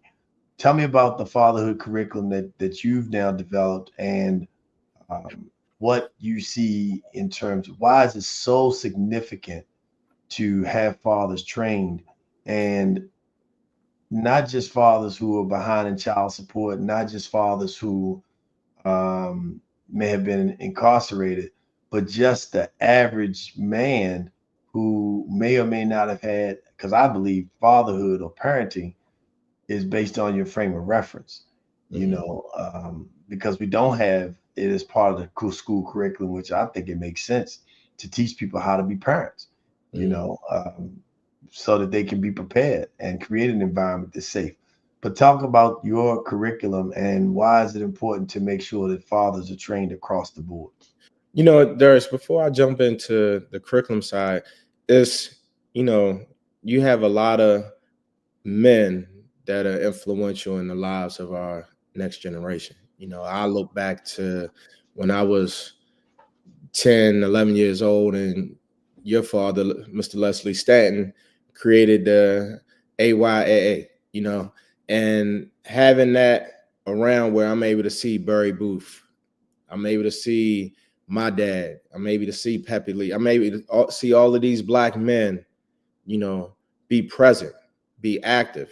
And it was different posture, from different individuals. You learn different things from different folks. You were one, Darius, you coaching pro, you were one of the younger coaches there, so I picked up different swag from you. To this day, we always joke, we'll say peace and love, and so that's something that we pick up from others. But, again, us as human beings, we all have things that we may not have a full bucket with, but, we are the average of the 5 people we spend majority of your time with, or we are able to grow.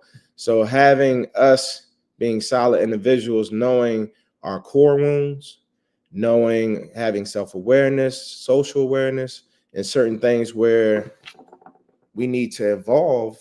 This is where it's vital when society puts a label on us, whether it's, you've been locked up. That doesn't mean you can't share wisdom to your child, because you had that experience. You sharing that wisdom on that experience, or how, a core wound had you making bad decisions or doing certain things that may be illegal. Now you're able to pour into young youngsters so they don't share that same journey, right? And so again, having a community of folks where it's restorative, even the way we go into the schools where, you know, folks greet us, even if we had a bad experience. Because 9 times out of 10, if we had a bad experience as adult, we may see some of those same individuals that's working in that school. So how do we respond there, right? And so ultimately, we're using the inside out dads model. We're also adding different elements when our fathers are in need. You know, they have a safe place to go to communicate and understand that, hey, what your experience is not unreal. You're not an alien. You know, right? It may be you're dealing with yelling in your household, or you're dealing with alcoholism. Like, you know, what are some of the strategies to navigate that? You know, so it doesn't create a generational trajectory down into your children. So, you know, I'm learning to this day, and it's, you know, again, you know, as an educator, supporter of youth, you know, I have 2 young children in middle school and elementary school. So it's certain things that I have to communicate and understand as regulations are changing. You know, I need to stay abreast to that. When little Joshua forgets to do his homework and I don't get an opportunity to check on it, and then I go say, hey, Josh, turn it in, and he says the teacher is not accepting it. I'm confused, but now it's regulations in the system to say, hey, look, teachers don't have to accept late homework. So, or, you know, making sure our parents that push their child to get straight A's is resources out there that they could go to college with. You know, whether each senator and delegate has a scholarship fund. Each state has a higher education commission with resources. It's the Southern Impact Consortium, where, you know, you could go to an out-of-state school and pay in-state tuition if your state doesn't have that major. So it's a lot of information out there for fathers, mothers, families, children. So I just want to be a conduit of hope and inspiration to whoever's going through certain things. You know, I've been consulting. I've been doing things with the Community Action Agency. We did a 6-week therapeutic leadership program for 50 students from Annapolis Middle School at St. Philip's Church. And it's a lot of grants and resources out there in different municipalities and communities where, you know, you could lock arms and to get these things done. Well, I love it. I love it. We're wrapping up. As I told you, we could have a whole series with Dr. Elston, but you know, we're gonna be grateful for the time that he shared with us on this Saturday evening to promote Black business, especially in the space of oral history. So if you have a documentary that you need done, then his company can provide you with support for that. If you have mental health programming that you're looking to institute, then his health company can support that. And if you've got fatherhood or reentry programs that you're looking to either launch or build or rebuild, those are some of the things that Dr. Elston has. So Dr. Elston, tell us, you know, what's in store for you next, and then how can people reach you, and what support can you benefit from? So what's up for you next, and then how can people reach you? And then we'll follow up with the last. You know, next is I'm in the process, and to be very transparent and candid, you know, I'm newly divorced, right? So it's a next phase of me where we're creating programming to support, you know, divorced fathers and fathers out of the household, you know, how to navigate that, some of the complexities there.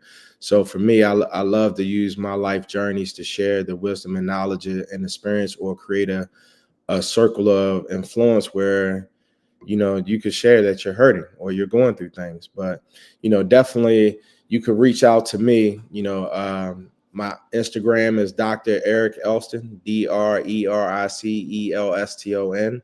All the links there for whether it's our fathers groups, our online mental health school platform, or just to reach out to connect. You know, I'm available as a consultant, or just if you need some guidance on any level. So.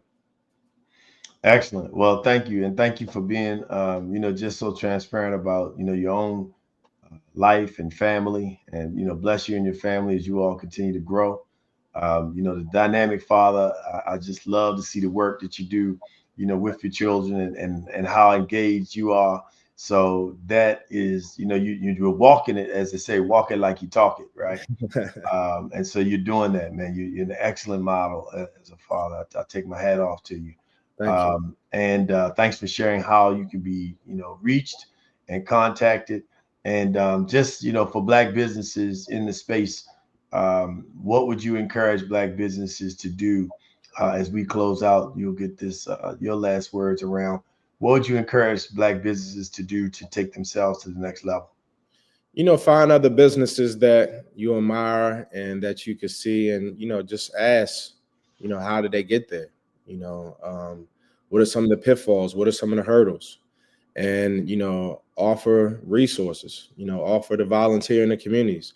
But most importantly, if your business is successful, and this is from my measuring point, you're not successful unless you're pulling the next generation up and giving them an opportunity to grow and learn and expand. It's more than enough resources and more than enough money out there for us all to grow, but you definitely got to teach the next generation and provide the next generation an opportunity to be at the table. Excellent. Excellent. Well, ladies and gentlemen, this is Dr. Eric Elston here for his first time, but we trust not the last, with the Black Business Network. If you need a documentary or history recorded, or some of the other things he talked about, you can go find them on the Instagram and all of his handles. We'll be able to find there. But we're really excited about the work that you're doing in reentry, fatherhood, and mental health. You're a blessing to our community and our society, and definitely the Black Business Network. So make sure you support the work that he's doing, follow him, and hire him so we can continue to build Black business. That's what it's all about here on the Black Business Network. My name is Darius A. Stanton. It's been a pleasure to be with you all this evening. And remember this, genius is common. Peace and love. Hello, I am Dr. Eric Kelly III, the visionary strategist and founder of the Black Business Olympics. I invite you to showcase your Black-owned businesses on the Black Business Network global stage. The Black Business Olympics is a global Black Business Network platform that propels Black-owned businesses into the international spotlight. By showcasing your business on the Black Business Olympics platform, you can reach a worldwide audience of potential customers, partners, and investors. You can also establish yourself as a thought leader and expert in your field, attract lucrative partnerships, and more speaking engagements. In addition, the Black Business Olympics platform provides a valuable opportunity to connect and collaborate with like-minded entrepreneurs and business professionals from around the world. This can lead to new business opportunities, ideas, and relationships. Finally, by sharing your story and expertise on the Black Business Olympics platform, you can inspire and empower others. This is a powerful way to make a positive impact on the world and leave a lasting legacy. If you are a Black-owned business owner, I encourage you to seize the opportunity to showcase your business on the Black Business Olympics platform. It is a once-in-a-lifetime opportunity to make an indelible mark on the world. Be one of the 1,000 visionary entrepreneurs who are changing students' lives, shaping industries, and leaving an unforgettable legacy for their families. Unleash your voice on our global stage and watch your business thrive. Black Business Olympics is one of the largest Black business showcases in the history of Black business in the world. Yes, the entire world. Just give me a call today at 919-308-9090.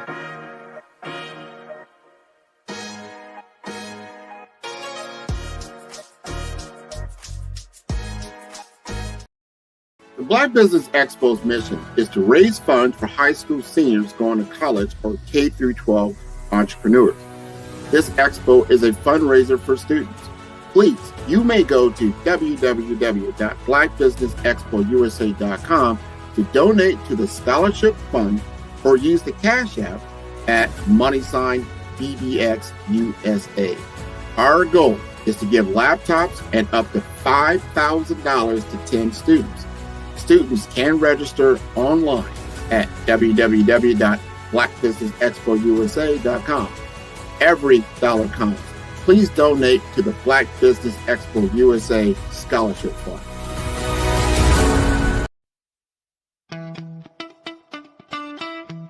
How many times have you been asked to help someone you didn't even know, a student, a business entrepreneur? Or did you ever even ask, where did they end up? That business, that friend, that entrepreneur. Well, just maybe they ended up in a gang, bankrupt, homeless, or worse, dead.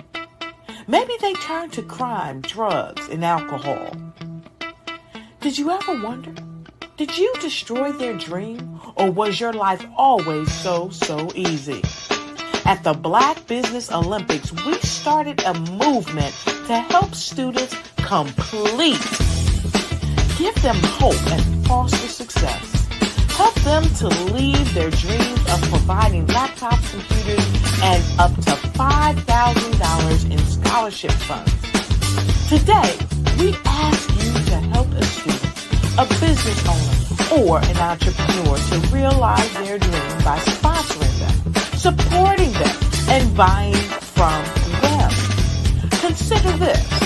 With $1.6 trillion in our Black community, we only ask for a small donation for our students, our businesses, and our entrepreneurs. And you can change a life today.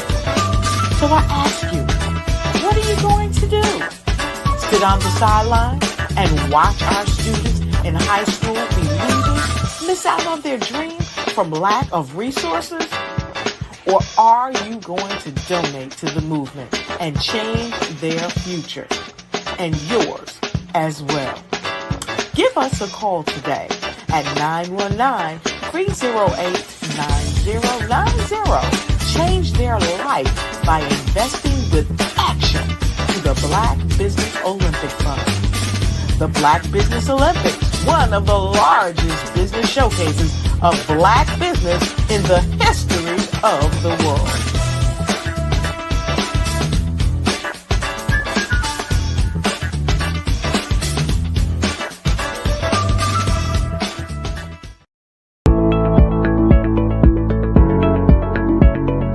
Prepare for what's coming and dominate in economic winter. Stand strong and thrive by showcasing your great products and services globally through the Black Business Network and Black Business Olympics.